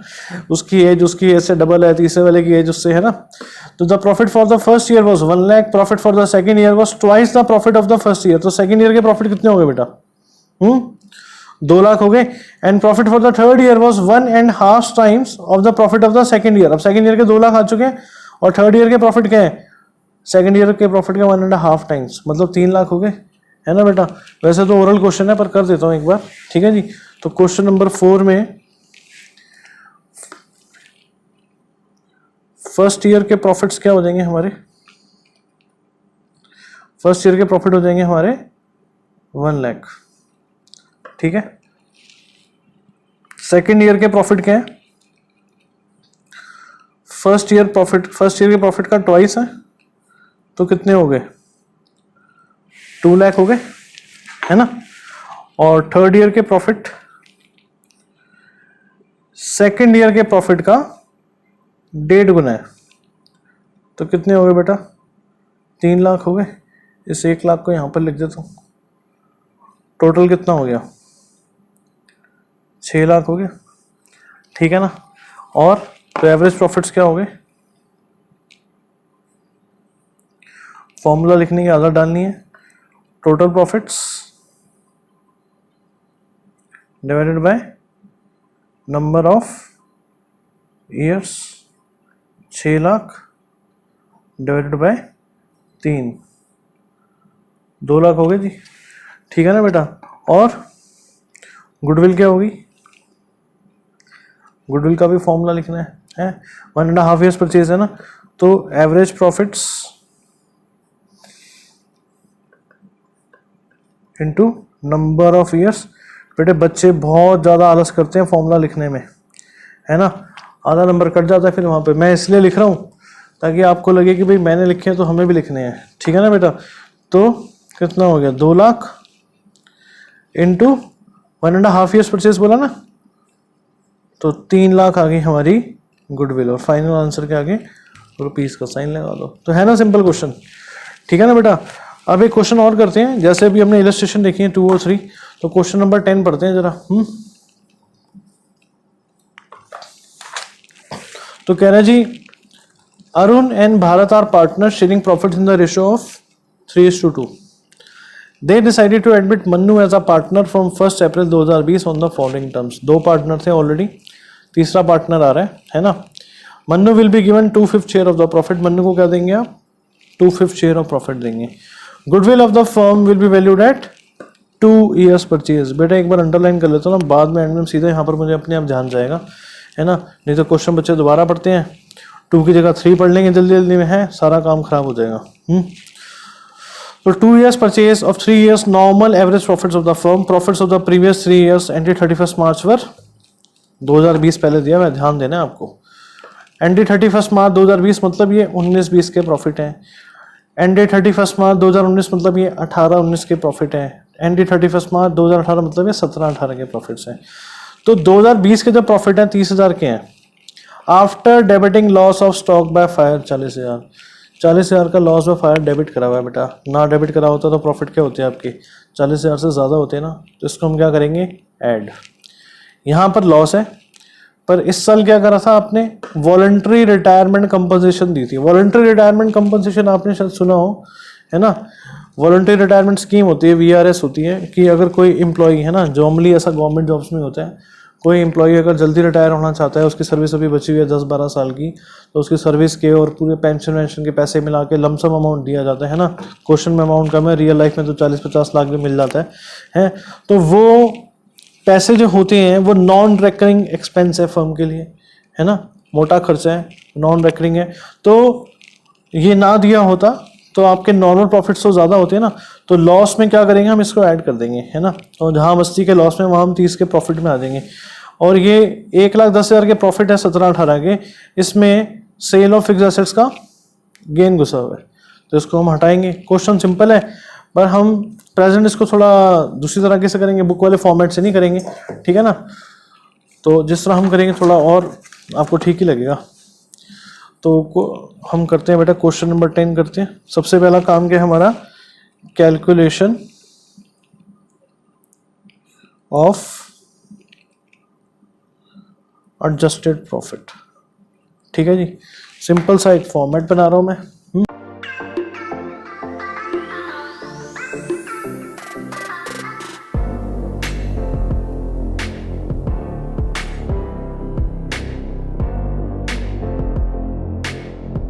ठीक है बेटा, फॉर्मेट बन गया। देखो किस तरह कर रहे हैं हम, हैं। आप बुक वाले मेथड से भी कर सकते हो, वैसे भी कर सकते हो, ऐसे भी कर सकते हो, है ना। तो सबसे पहले मैं लिखूंगा कि हमें गिवन प्रॉफिट्स कितने हैं जी। 17-18 के हैं बेटा हमारे 1,10,000। 18-19 का है लॉस 80,000 का, ब्रैकेट बना दो यहाँ पर। 19-20 का है प्रॉफिट 30,000 के। ठीक है बेटा, तो क्वेश्चन को एक बार दोबारा पढ़ते हैं। क्या कह रहा है, जो 2020 वाले प्रॉफिट है, तो 18 से हम पहले पढ़ लेते हैं, कोई बात नहीं, है ना, कोई फर्क नहीं पड़ता। 2018 के जो प्रॉफिट है उसमें 30,000 का गेन घुसा हुआ है बेटा, है ना, जो कि एक नॉर्मल इनकम है। तो लेस कर दो उसको आप, less gain on sale of fix asset. आप पहले 20 वाला भी कर सकते हो, कोई इसमें टेंशन की बात नहीं है। तो 30,000 क्या हो जाएगा, इसमें से माइनस हो जाएगा। ठीक है बेटा, 2018-19 में आपने वीआरएस, है ना, वॉलंटरी रिटायरमेंट स्कीम के लिए कंपनसेशन दिया है किसी एम्प्लॉय को 1,10,000 रुपये का। ना दिया होता बेटा तो आपके प्रॉफिट्स ज़्यादा होते। वॉलंटरी रिटायरमेंट कंपनसेशन पेड, ठीक है जी, कितना है, 1,10,000 का। ठीक है बेटा, ऐड हो जाएगा। और 19-20 में क्या हुआ है, 30,000 के प्रॉफिट है, पर लॉस बाय फायर से, है ना, लॉस बाय फायर से 19-20 में 30,000 के प्रॉफिट दिया हुआ है, पर इस time loss of stock by fire की वजह से 40,000 रुपये डेबिटेड है। वो डेबिट ना हुआ होता बेटा तो आपके जो प्रॉफिट्स हैं वो ज़्यादा होते हैं। लॉस बाय फायर कितना, 40,000 इस वाले साल में हो जाएगा ऐड। ठीक है जी, अब लाइन मारो और इसको क्या नाम दे दो, एडजस्टेड प्रॉफिट दे दो, है ना, या बुक के हिसाब से देखो तो नॉर्मल प्रॉफिट भी कह रहे हैं वो, इसको नॉर्मल प्रॉफिट दे दो। तो 1,10 में से 30 गया 80,000, माइनस 80 से 1,10 ऐड करा आपने, आप 30 के पॉजिटिव उसमें आ गए बेटा, पॉजिटिव जोन में आ गए नेगेटिव से। 30 में 40 ऐड करा 70,000। ठीक है जी, अब ये मेरे आ गए टोटल प्रॉफिट्स, है ना, एडजस्टेड प्रॉफिट्स आ गए हर साल के। अब मैं क्या निकालूंगा, एवरेज एडजस्टेड प्रॉफिट्स। और एवरेज एडजस्टेड प्रॉफिट्स क्या हो जाएंगे बेटा, total of adjusted profits divided by number of years. ठीक है जी, तो बेटा 80,000 प्लस 30,000 प्लस 70,000 डिवाइडेड बाय 3 कितना हो गया, 180/3। ठीक है, 60,000 हो गया बेटा, है ना। अब क्या करना है, गुडविल निकालनी है। गुडविल इज इक्वल टू, फिर से कष्ट करना है बेटा फॉर्मूला लिखने का, average adjusted profits into number of years purchase. अब देखो अंडरलाइन करा है, आपको दिखेगा एकदम। तो कितना है जी, ये है 60,000 और नंबर ऑफ ईयर्स परचेज कितना है 2। तो गुडविल हो गई 1,20,000। तो बताओ, है ना सिंपल, है ना। सिंपल सी बात वही है बेटा, अगर किसी एबनॉर्मल गेन की वजह से प्रॉफिट्स बढ़े हुए हैं तो मस कर दो, वो तो लेस कर दो। किसी एबनॉर्मल लॉस की वजह से कम हुए हैं तो ऐड कर दो। किसी one time non recurring abnormal खर्चे की वजह से कम हुए हैं तो भी उसको ऐड कर दो, ठीक है ना। तो एक और क्वेश्चन करते हैं इसी तरह का, ठीक है, फिर आपकी कमांड आ जाएगी पूरी। तो क्वेश्चन नंबर 11 भी करते हैं एक, ठीक है जी। तो क्वेश्चन 11 पढ़ते हैं बेटा। कह रहा है Bhaskar and Pillai are partner sharing profits and losses in the ratio of 3:2. They admit Kanika into partnership for 1/4 share in the profit. Kanika brings her share of goodwill in cash. Goodwill for this purpose is to be calculated at 2 years purchase of the average normal profit of past 3 years, and profit for the last 3 years were ended 31st March 2018, मतलब ये 17-18 के profit है 50,000 including profit on sale of asset 5,000। बताओ क्या करोगे इसका, है ना। 5,000 के प्रॉफिट की वजह से, गेन की वजह से आपके प्रॉफिट बढ़े हुए हैं, तो बेटा इसको माइनस करेंगे नहीं करेंगे, है ना। इस साल लॉस था पर लॉस बाय फायर की वजह से ये कम हुआ है। लॉस बाय फायर ना हुआ होता, इसकी वजह से ना कम हुआ होता तो आपके प्रॉफिट्स कितने होते हैं, -20 + 30 + 10 होते हैं आप, ठीक है। प्रॉफिट यहाँ पे 70,000 के हैं इंक्लूडिंग इंश्योरेंस क्लेम रिसीव। मैंने बताया था इंश्योरेंस क्लेम रिसीव एक एबनॉर्मल आपके लिए गेन है, और interest on investment and dividend receive भी है ना, नॉन बिजनेस इनकम्स हैं, तो ये भी क्या हो जाएंगी, माइनस हो जाएंगी। ये ना मिले होते तो हमारे प्रॉफिट कम होते ना, नॉर्मल बिजनेस प्रॉफिट तो कम होते, तो ये माइनस हो जाएंगे। और एंड में क्या करें, calculate value of goodwill, also calculate goodwill brought by Kanika, ठीक है जी। तो एंड में हमें कनिका को कितनी गुडविल आनी है ये भी निकालना है। एक नई चीज़ बोल दी हमें, बस मुश्किल काम नहीं है बेटा, बड़ा आसान है। तो इस क्वेश्चन को भी करते हैं ज़रा पहले। तो पहले हम क्या बनाएंगे, कैलकुलेशन ऑफ एडजस्टेड प्रॉफिट्स। साल इसमें भी 3 ही है।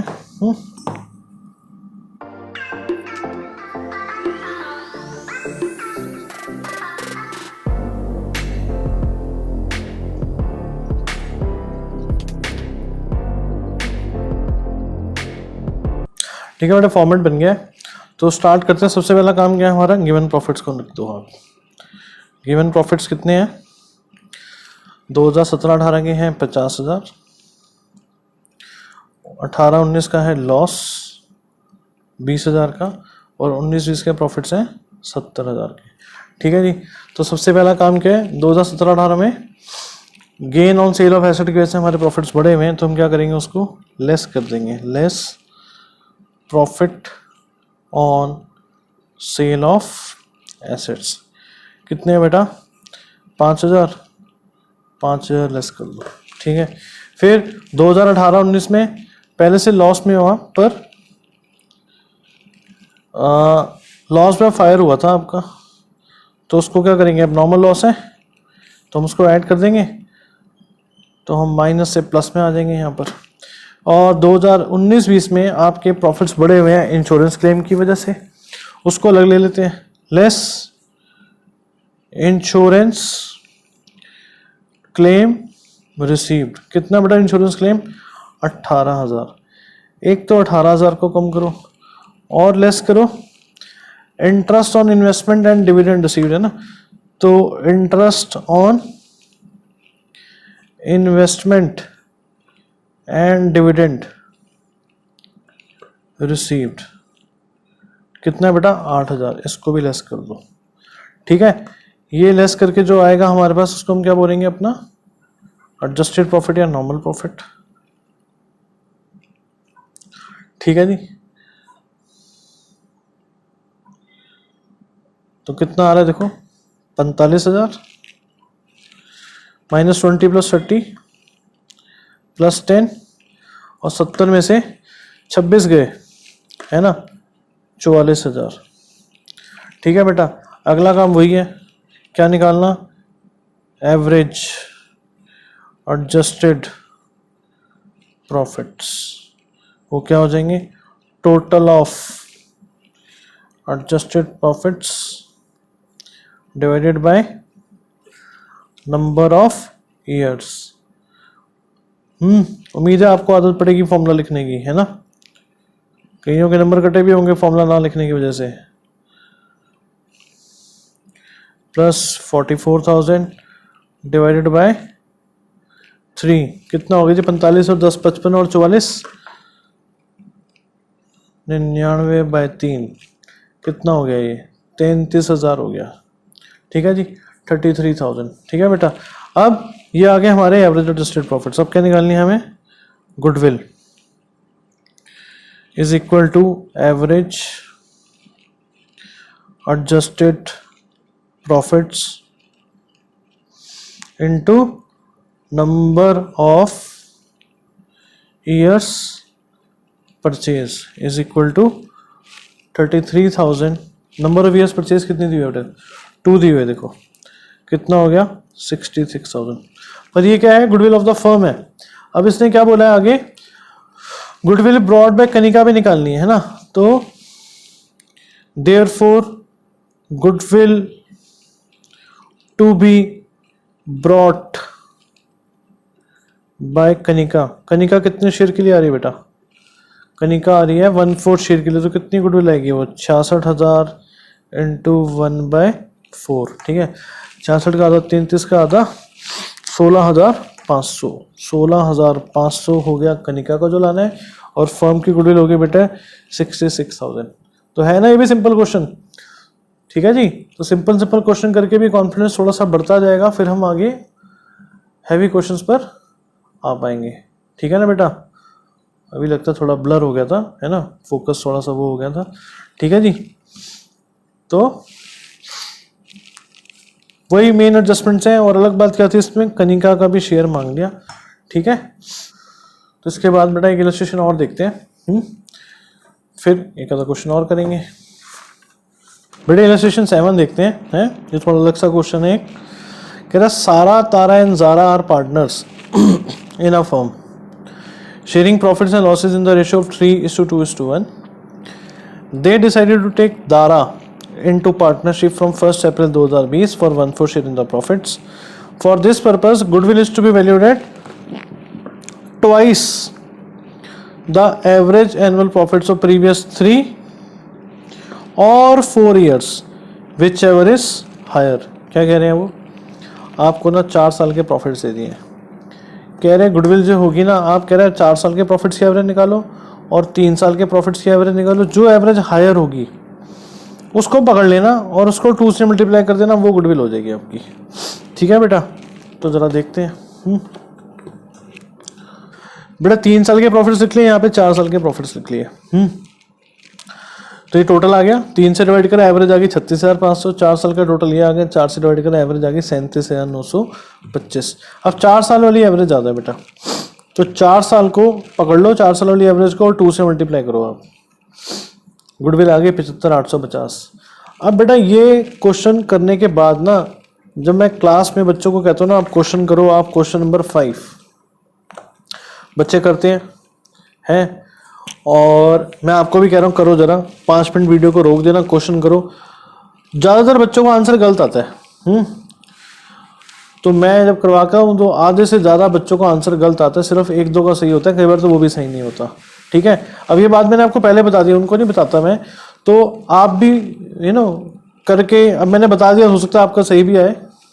अब गलत क्या होता है मैं आपको पहले बता दूं, क्योंकि वीडियो में है ना, ऑनलाइन वीडियो में इतना टाइम तो है नहीं अभी, तो बेटर है कि आप पहले इसको वीडियो को पॉज करो, क्वेश्चन करो, फिर देखो आंसर किसी का गलत आ रहा है नहीं आ रहा।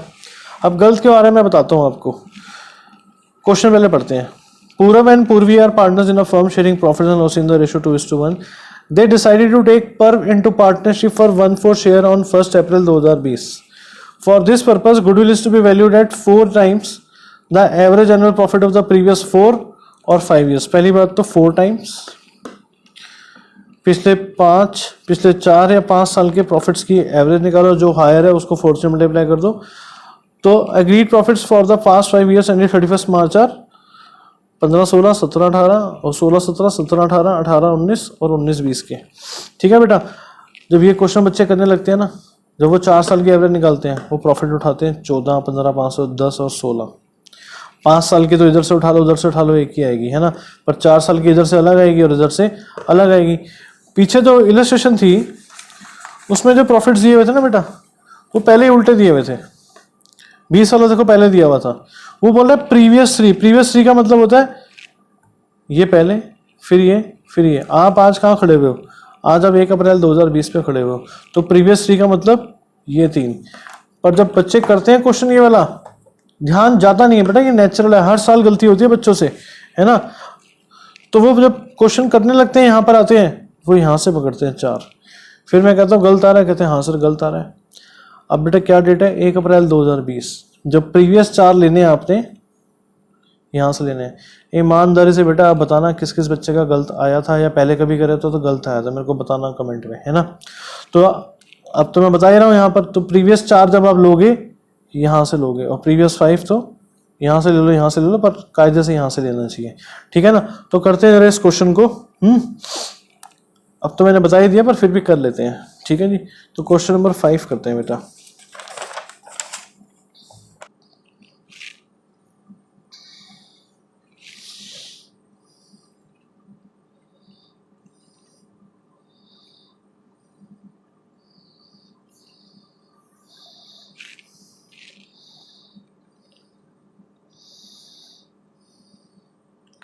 ठीक है जी। Previous 4 years, previous 5 years. तो प्रीवियस 4 ईयर्स के जब लेने हैं, तो यहाँ पर कौन सा पहला लिखना है आपने?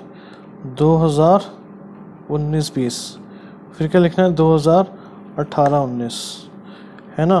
फिर 17-18, फिर 16-17। ठीक है बेटा। तो 19-20 के प्रॉफिट्स कितने हैं? 15,000। 18-19 के 16,000, फिर 10,000 और फिर 15,500। और यहाँ पे तो लेने ही 5 साल के हैं। 19-20, 19, 18, 17, 16। ठीक है जी। 18, 17, 16 और 15। ठीक है बेटा। तो ये हो गए जी आपके 15,000, 16,000, 10,000, 15,500 और 14,000। ठीक है जी। टोटल करते हैं बेटा, फिर एवरेज निकालेंगे। तो टोटल 6, 5, 11 और 5, 16, 1, 56,500। और इसका टोटल 5 से 11 और 5, 16 और 4, 20, 3, 4, 5, 6, 7, 70,500। ठीक है बेटा। एवरेज निकालते हैं। 56,500 डिवाइडेड बाय 4। ठीक है जी। और इसकी एवरेज 70,500 डिवाइडेड बाय 5। ठीक है। तो डिवाइडेड बाय 4, 14,125। और इसकी 70,500 डिवाइड बाय 5, 14,100। ठीक है जी। तो बेटा इसकी ज़्यादा आ रही है ना एवरेज, थोड़ा सा फर्क है पर ज़्यादा तो फिर भी इसकी आ रही है। तो जो गुडविल निकलेगी वो इसके बेसिस पे निकलेगी। Therefore goodwill is equal to 14,125 into कितना बोला उसने? 4।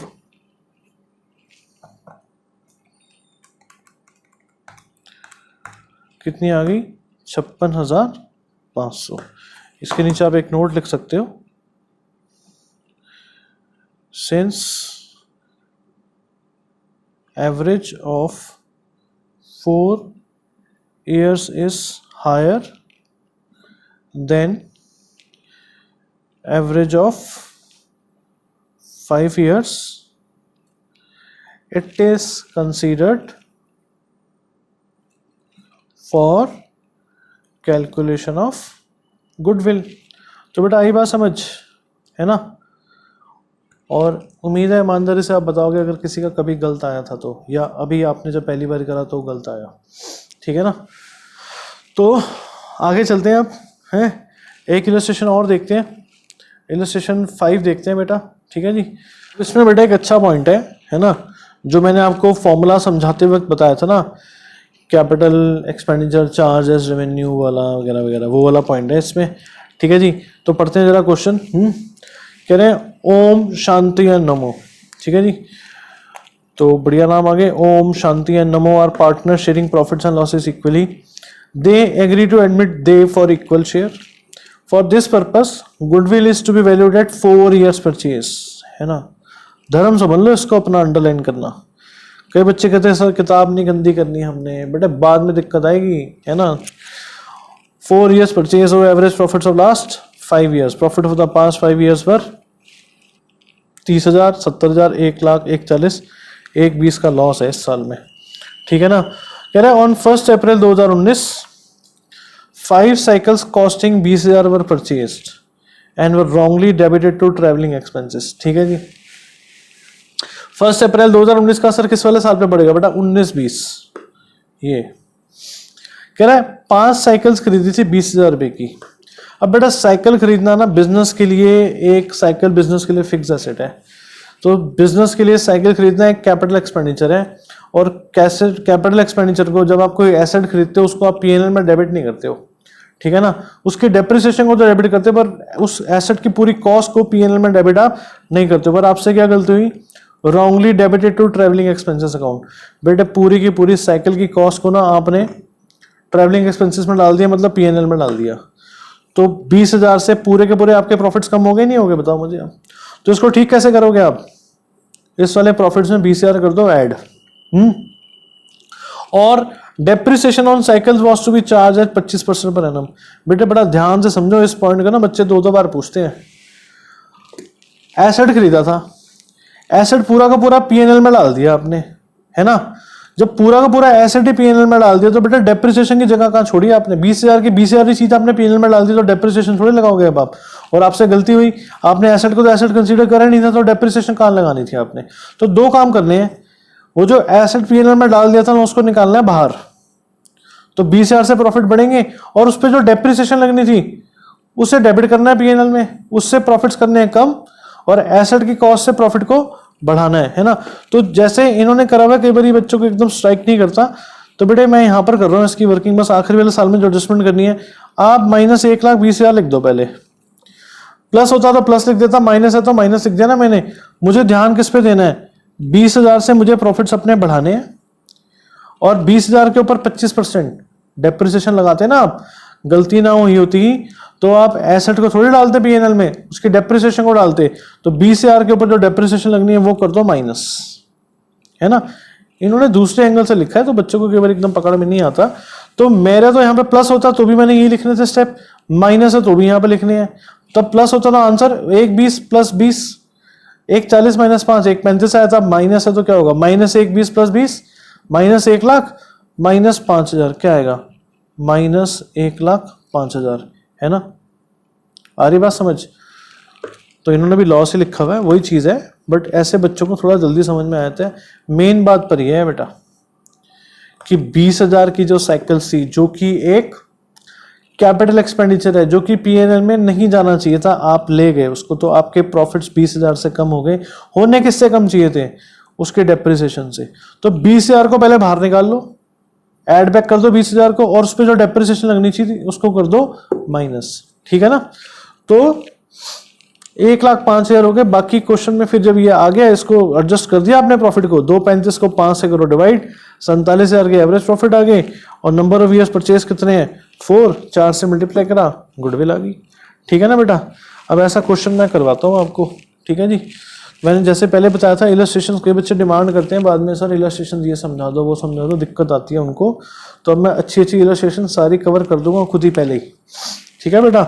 तो अब क्वेश्चन करते हैं जरा, question number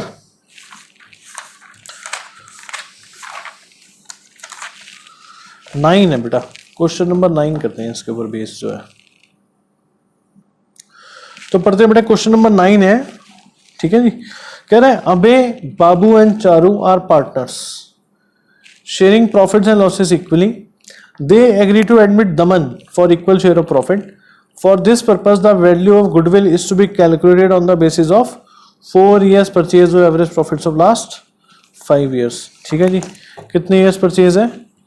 4 years purchase of average profits of last 5 years. These profits for the year ended 31st March were year ended 31st March 2017, मतलब ये 15-16 के हैं, ये 16-17 की हैं, ये 17-18 की हैं, 18-19 की, और 19-20 में है लॉस. कह रहा है on 1 April 2019 a car costing 1 lakh was purchase. अब 1 अप्रैल 2019 का बेटे जो भी हुआ ना काम, उसका असर किस साल पे पड़ेगा? 19-20 पे. इस साल आपने एक गाड़ी खरीदी थी, वही गलती है सिमिलर 1 लाख रुपए की, पर आपने गलती से उसको कहाँ डेबिट कर दिया? ट्रैवलिंग एक्सपेंसेस अकाउंट को. बेटे एक गाड़ी खरीदी है आपने, कैपिटल एक्सपेंडिचर है, फिक्स एसेट है, ये तो बैलेंस शीट में जाता है, ये पीएनएल में कहाँ आता है? पर जब आपने ट्रैवलिंग एक्सपेंसेस में डेबिट कर दिया, आपने पीएनएल में डाल दिया. पीएनएल में डाल दिया, चीजों को समझो सिंपल तरीके से. जब आपने पीएनएल में डाल दिया, आपने प्रॉफिट्स कर दिए कम, तो पहले मुझे इतना बता दो बस, 1 लाख से पहले प्रॉफिट्स बढ़ाओगे या नहीं बढ़ाओगे? है ना, 1 लाख से तो प्रॉफिट्स बढ़ेंगे. और जब आपने पूरी की पूरी गाड़ी को ही पीएनएल में डाल दिया, तो बेटा डेप्रिसिएशन के लिए जगह कहाँ छोड़ी आपने? तो गाड़ी को निकालो बाहर और उसकी डेप्रिसिएशन को लगाओ, डेबिट करो पीएनएल में, है ना. और जिस पर डेप्रिसिएशन कितनी लगनी थी? 25% पर एनम. तो क्या होगा, मैंने बता दिया वैसे आपको, 1 लाख इसमें होगा ऐड, और उसकी जो डेप्रिसिएशन बनती है वो इसमें से होगी बेटा माइनस, है ना. ठीक है जी, आगे भी बढ़ते हैं. एक एडजस्टमेंट और दे दिया इन्होंने. Interest of 10,000 on non trade investment is credited to income for the year ended 31 March 2019 and 20. इन दोनों सालों में नॉन ट्रेड इन्वेस्टमेंट का इंटरेस्ट आया हुआ है आपको, तो जो कि हमें गुडविल की कैलकुलेशन के लिए नहीं लेना, तो इसको हम करेंगे माइनस. तो क्वेश्चन करते हैं जरा इसको, है ना. तो पहले हम वही बनाते हैं, कैलकुलेशन ऑफ एडजस्टेड प्रॉफिट का फॉर्मेट, है ना बेटा. तो question number 9, calculation of adjusted profits. ठीक है जी.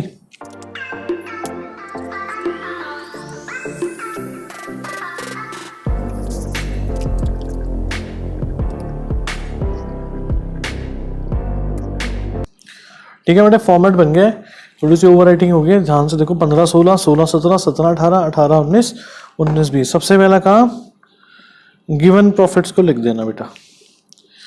15-16 में कितने हैं? 1.5 लाख के. 16-17 में 3.5 लाख के. 17-18 में 5 लाख के. फिर 7,10,000 के. और फिर है 590 का लॉस. ठीक है जी. तो ये मैंने भी आपको समझा दिया पॉइंट कि भाई कैपिटल एक्सपेंडिचर को आपने क्या मान लिया था. आप ऐसा भी लिख सकते हो, capital expenditure treated as revenue, या आप सीधा लिख सकते हो, है ना. मैं दोनों लिख रहा हूं ताकि भाई आप एक चूज कर लो. Car debited to travelling expenses account. ठीक है बेटा, फिर से बता देता हूँ. गाड़ी खरीदी थी, एक फिक्स एसेट है. कभी भी फिक्स एसेट पीएनएल में नहीं जाता बेटा, उसकी डेप्रिसिएशन जाती है. आपने फिक्स एसेट की कॉस्ट को पीएनएल में डेबिट कर दिया, आपके प्रॉफिट्स पूरे के पूरे गाड़ी के अमाउंट से कम हो गए हैं. उससे तो पहले आप ऐड कर दो. तो मैंने गाड़ी का इफेक्ट कर दिया है नील. अब इसके ऊपर जो डेप्रिसिएशन लगनी थी वो तो बेटा लगाओगे ना, अब आप उसको लेस कर दो. Less depreciation at the rate of 25% per annum on car. ठीक है जी. 1 लाख का 25%, 25,000. ठीक है ना. 1 अप्रैल को खरीदी थी, इसलिए मैं पूरे साल के लगा रहा हूँ. यही अगर वो बोल देता ना जून में खरीदी है, तो मैं 10 महीने के लगाता. कहता जुलाई में खरीदी तो मैं 9 महीने के लगाता. ठीक है जी. अगला काम, less interest on non trade investments. 10,000 था ना दोनों सालों में. 10,000 यहाँ से और 10,000 यहाँ से. ब्रैकेट लगाना बहुत ज़रूरी है बेटा, नहीं तो बच्चे क्या करते हैं गलती से इसे ऐड कर देते हैं। ठीक है जी, तो ये क्या आ गया हमारे एडजस्टेड प्रॉफिट्स कह लो, नॉर्मल प्रॉफिट्स कह लो, एडजस्टेड प्रॉफिट्स या नॉर्मल प्रॉफिट्स। कितने हो गए? 1.5 लाख, 3.5 लाख, 5 लाख, 7 10 में से 10 गया 7 लाख, और 5 90 और 25, 6 15 और 10, 6 25 हो गया नेगेटिव, 6 25 नेगेटिव में 1 लाख कर दो प्लस, तो 5 25 नेगेटिव। ठीक है बेटा, अगला काम एवरेज एडजस्टेड प्रॉफिट्स निकालना। फिर से फॉर्मूला लिख रहा हूं, total of adjusted profits divided by number of years. कितने साल दिए हुए?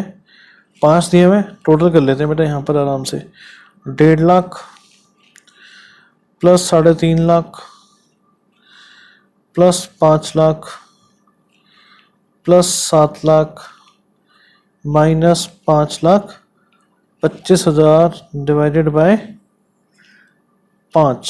ठीक है ना, 1.5 और 3.5, 5 और 5 10 और 7 17, 17 में से 5 गए 12, 12 में से 25,000 गए 11,75,000 डिवाइडेड बाय 5। ठीक है ना जी, तो 11,75 डिवाइडेड बाय 5, ये आ गया 2,35,000। ठीक है बेटा, देयरफॉर गुडविल क्या हो गई? गुडविल इज इक्वल टू, है ना, average adjusted profits into number of years purchase.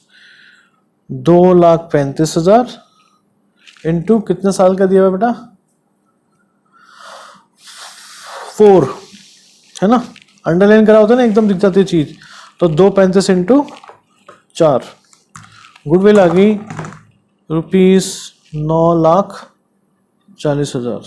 ठीक है बेटा, फिर से बता रहा हूँ, पॉइंट यही था मेन, है ना, 2-3 बार समझा दिया मैंने इसी क्वेश्चन में। बाकी कोई ऐसी कोई टेंशन वाली बात नहीं है, आपकी इस पे कमांड आ जानी चाहिए, है ना। ठीक है बेटा,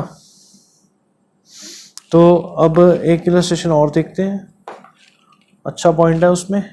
ठीक है, फिर एक अच्छा क्वेश्चन बचा है उसको करते हैं, बहुत ही बढ़िया क्वेश्चन है, क्वेश्चन 13। अब जो 2-4 क्वेश्चन बेटे नहीं मैंने लिए ना, वो बहुत ही सिंपल हैं, है ना, कह लो कि लड्डू क्वेश्चन हैं, वो आपने खुद करने हैं। ठीक है, 13 बहुत बढ़िया क्वेश्चन है, पर पहले उससे एक अच्छी इलस्ट्रेशन समझा दूं मैं आपको, फिर करते हैं 13 क्वेश्चन। ठीक है बेटा, तो इलस्ट्रेशन है,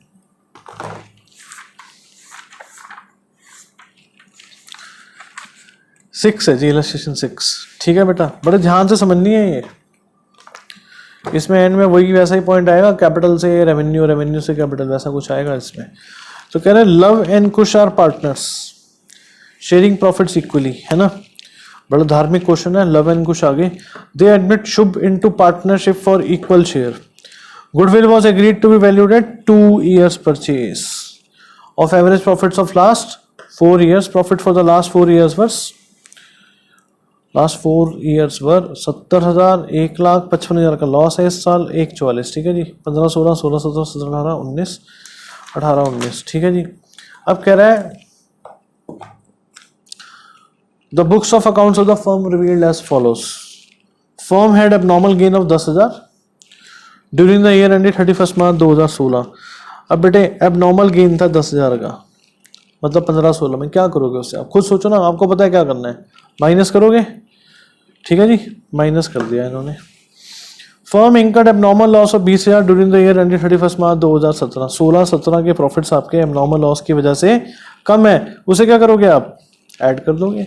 ठीक है जी, थर्ड पॉइंट ध्यान से पढ़ना है, repairs to car amounting to 50,000 was wrongly debited to vehicles on 1 June 2017। अब देखो बेटा, उल्टा काम हो गया यहाँ पर, गाड़ी की करवाई थी रिपेयर, है ना, अब ये कहाँ आनी चाहिए थी, प्रॉफिट एंड लॉस अकाउंट में आनी चाहिए थी, पर आपने कहाँ डाल दिया उसको, एसेट में डाल दिया। तो प्रॉफिट एंड लॉस अकाउंट में जो चीज़ जानी चाहिए थी उसको एसेट में डाल दी, मतलब प्रॉफिट्स आपके कम हुए नहीं। तो 50,000 से होने चाहिए थे प्रॉफिट्स कम।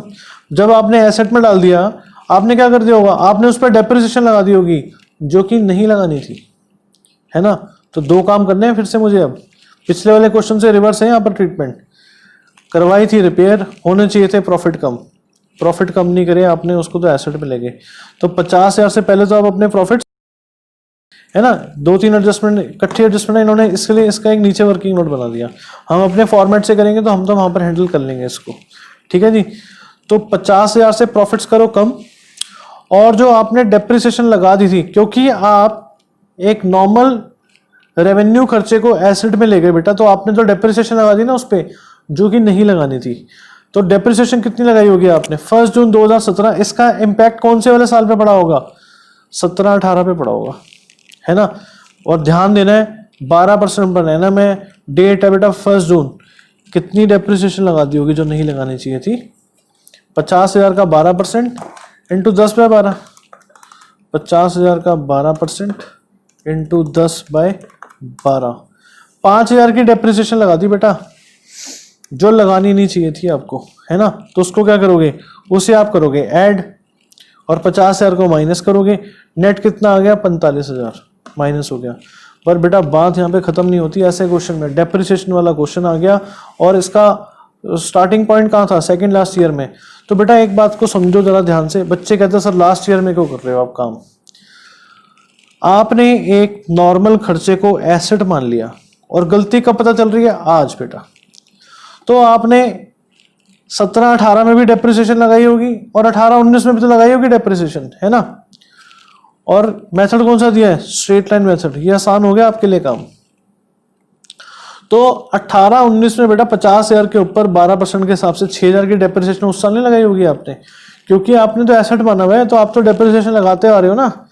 तो इस साल का भी ठीक करा हमने, और हमें 18-19 का भी ठीक करना पड़ेगा। डेप्रिसिएशन लगा दी जो नहीं लगानी चाहिए थी, है ना। तो उस साल भी प्रॉफिट्स क्या करोगे आप, बढ़ाओगे। तो 6,000 इसलिए इन्होंने इस साल भी बढ़ाए। ये बहुत अच्छा पॉइंट है बेटा, है ना।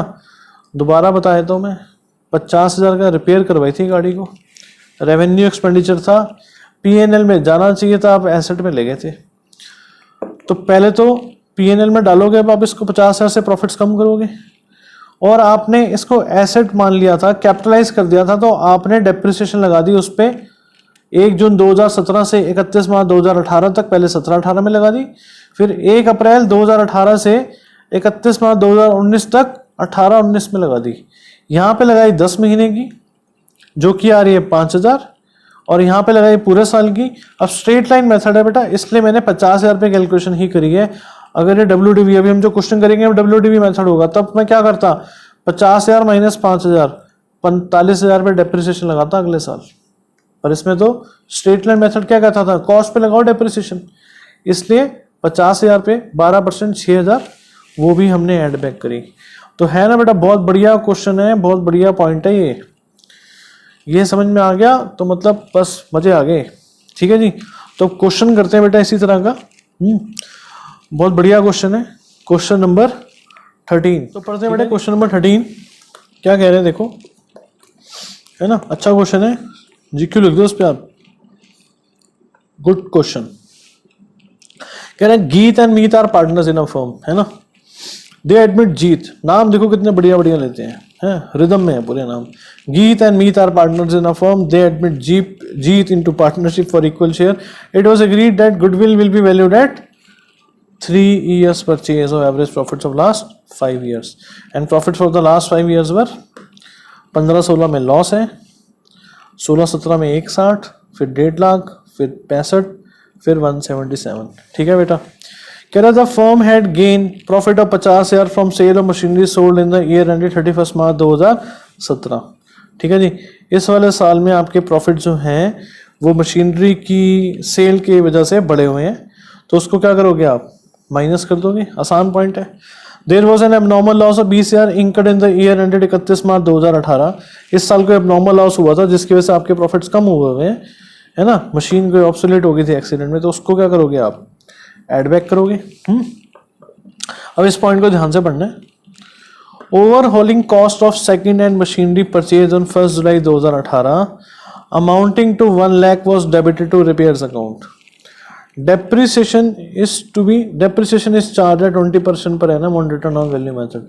अब देखो बेटा 11th में ना हमने एक कॉन्सेप्ट पढ़ा था कैपिटल एक्सपेंडिचर और रेवेन्यू एक्सपेंडिचर। जब हम कोई एसेट खरीदते हैं, till the time the asset is put to use, उससे पहले का जो खर्चा होता है वो सारा कैपिटलाइज करते हैं हम, एसेट की कॉस्ट में डालते हैं, है ना। बच्चे कहते हैं सर रिपेयर करवाइए, रिपेयर तो रेवेन्यू, पर बेटा पुरानी गाड़ी खरीदी है उसकी रिपेयर जब तक मैं नहीं करवाऊंगा उसको मैं यूज में नहीं लाऊंगा, है ना। यूज में लाने से पहले जो खर्चा है तो वो भी क्या है, कैपिटलाइज्ड करना है हमें, उसको एसेट की कॉस्ट में डालना था। तो overhauling cost of second hand machinery purchase on 1 July 2018, है ना।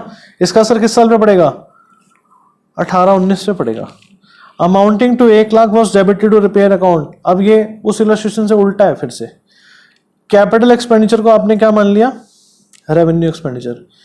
जो 1 लाख रुपया पीएनएल में नहीं जाना चाहिए था बेटा, आप पीएनएल में लेके तो आपने अपने प्रॉफिट्स क्या कर दिए, कम कर दिए, बढ़ा दिए, कम कर दिए। तो इस 1 लाख को क्या करोगे आप, ऐड करोगे, ठीक है जी। और आपने पूरे के पूरे 1 लाख को पीएनएल में डाल दिया, डेप्रिसिएशन के लिए तो जगह ही नहीं बची, तो 1 लाख को निकालोगे बाहर और उस पर जो डेप्रिसिएशन लगानी थी वो डेप्रिसिएशन लगाओगे, है ना। कितनी, 20% पर एनम। इस साल कितनी डेप्रिसिएशन लगेगी, 9 महीनों की। और खास बात क्या है, अगले साल भी डेप्रिसिएशन लगेगी बेटा, जो कि नहीं लगाई आपने। और मेथड कौन सा दे दिया इन्होंने आपको, रिटर्न डाउन वैल्यू मेथड दे दिया। तो इस साल जो डेप्रिसिएशन लगी होगी उसको 1 लाख में से माइनस करोगे, अगले साल उस अमाउंट पर डेप्रिसिएशन लगाओगे।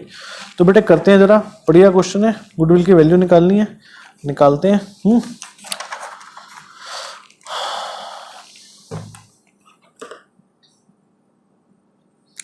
ठीक है जी। तो क्वेश्चन नंबर 13, पहला काम हमारा वही है, कैलकुलेशन ऑफ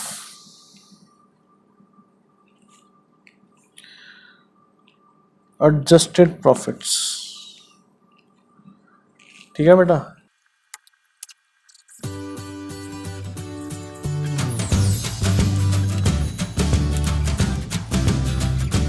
ठीक है बेटा, फॉर्मेट बन गया, करते जरा इसको अब हम। ठीक है जी। सबसे पहला काम वही, गिवन प्रॉफिट्स लिखना। कितने हैं जी, 90,000 का लॉस है इस साल, फिर 160, फिर 1.5 लाख। ठीक है बेटा, फिर 65,000 और 1,77,000। ठीक है जी। वापस से पढ़ते हैं पहला point, the firm had gain of 50,000 from sale of machinery sold in the year ended 31 March 2017। इस वाले साल पे असर पड़ने वाला है। The gain was credited to profit and loss account. ठीक है ना।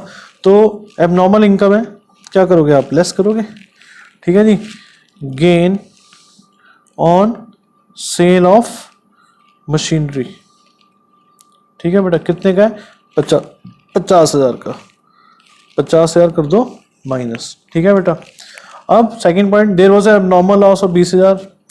अब नॉर्मल लॉस की वजह से आपके प्रॉफिट्स कम हुए हैं, उसे क्या करोगे, ऐड। और किस वाले साल में है वो, 17-18 में। तो यहां पर कर दो 20,000 ऐड। क्या लिखो, ऐड क्या है, लॉस ऑन मशीन लिख दो, इतना बस। ठीक है बेटा।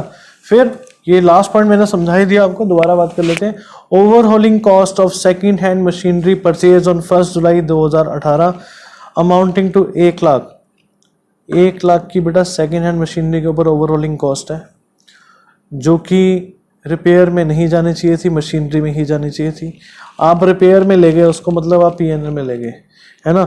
और पीएनएल में ले गए तो आपने अपने प्रॉफिट्स क्या कर दिए, उसकी वजह से कम कर दिए। तो कौन सा साल है ये, 1 जुलाई 2018। तो इसका असर कहाँ पड़ेगा, यहाँ पर पड़ेगा। ठीक है जी। तो पहले तो प्रॉफिट्स बढ़ा लो आप, ठीक है ना। तो यहाँ पे लिखो ऐड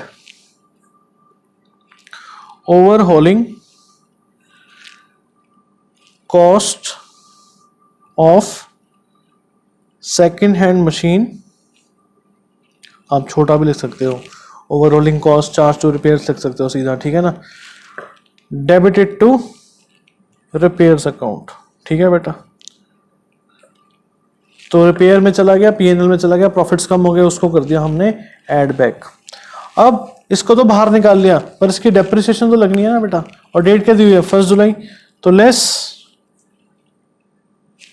डेप्रिसिएशन है ना at the rate of 20% per annum. पहले 2018-19 की लगाए थे, ठीक है जी। कितनी हो जाएगी, 9 मंथ्स की हो जाएगी, जुलाई है ना। तो देखो ये तो सिंपल कैलकुलेशन है, 1 लाख का 20% कितना हो गया, 20,000 इंटू 9/12 कितना हो गया, 15,000 हो गया। ठीक है बेटा, अच्छा पॉइंट तो अब आने वाला है, जो बच्चे भूल जाते हैं, बच्चे सोचते हैं बस इस साल ठीक कर दिया, इस साल की डेप्रिसिएशन लगा दी, बट बेटा डेप्रिसिएशन का असर तो अगले साल भी पड़ेगा, है ना। एक फिक्स एसेट था, एक तरह से कैपिटलाइज करना था, है ना, तो उसकी डेप्रिसिएशन तो अगले साल भी लगनी थी, आपने तो पूरा का पूरा पीएनएल में डाल दिया, तो पीएनएल से तो मैंने आज निकाला है ना, तो इस साल की डेप्रिसिएशन भी लगनी थी जो कि नहीं लगी, और इस साल की भी नहीं लगी, तो इस साल की डेप्रिसिएशन भी लगाऊंगा, depreciation at the rate of 20% per annum, पर किस पे लगाऊंगा, 1 लाख, WDV बोल दिया ना, माइनस 15,000 बेटा 85,000 पे लगाऊंगा 20%, है ना, तो वो हो गया हमारा 17,000। ठीक है, तो 17,000 इस साल में भी लगेगी, जो कि इस क्वेश्चन का यूएसपी है, कह सकते हो आप, है ना। तो बेटा ये आ गए हमारे एडजस्टेड प्रॉफिट्स, 90,000 का लॉस, 160। ठीक है जी। अब बेटा क्या करना है हमने, क्या निकालने हमने, एवरेज एडजस्टेड प्रॉफिट्स। ठीक है जी, तो वही टोटल ऑफ, अब थोड़ा छोटा छोटा लिखूंगा मैं, नेक्स्ट पेज पे नहीं जाना चाहता, total of adjusted profits divided by number of years. ठीक है बेटा, ये हो जाएगा जी 90,000 plus 110 plus 170 plus 1.5 lakh plus 1,60,000 divided by 5। ठीक है, तो 110 माइनस 90 प्लस 170 प्लस 150 प्लस 160, तो 5 लाख आ गया, डिवाइड बाय 5। ठीक है जी, 5 लाख बाय 5, 1 लाख आ गया बेटा। अब क्या निकालना है हमने, गुडविल।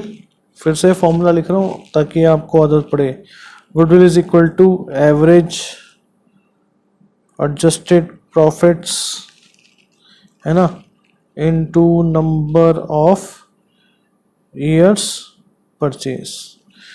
तो ये हो गया बेटा 1 लाख, और नंबर ऑफ ईयर्स परचेज कितने हैं, 3 लाख।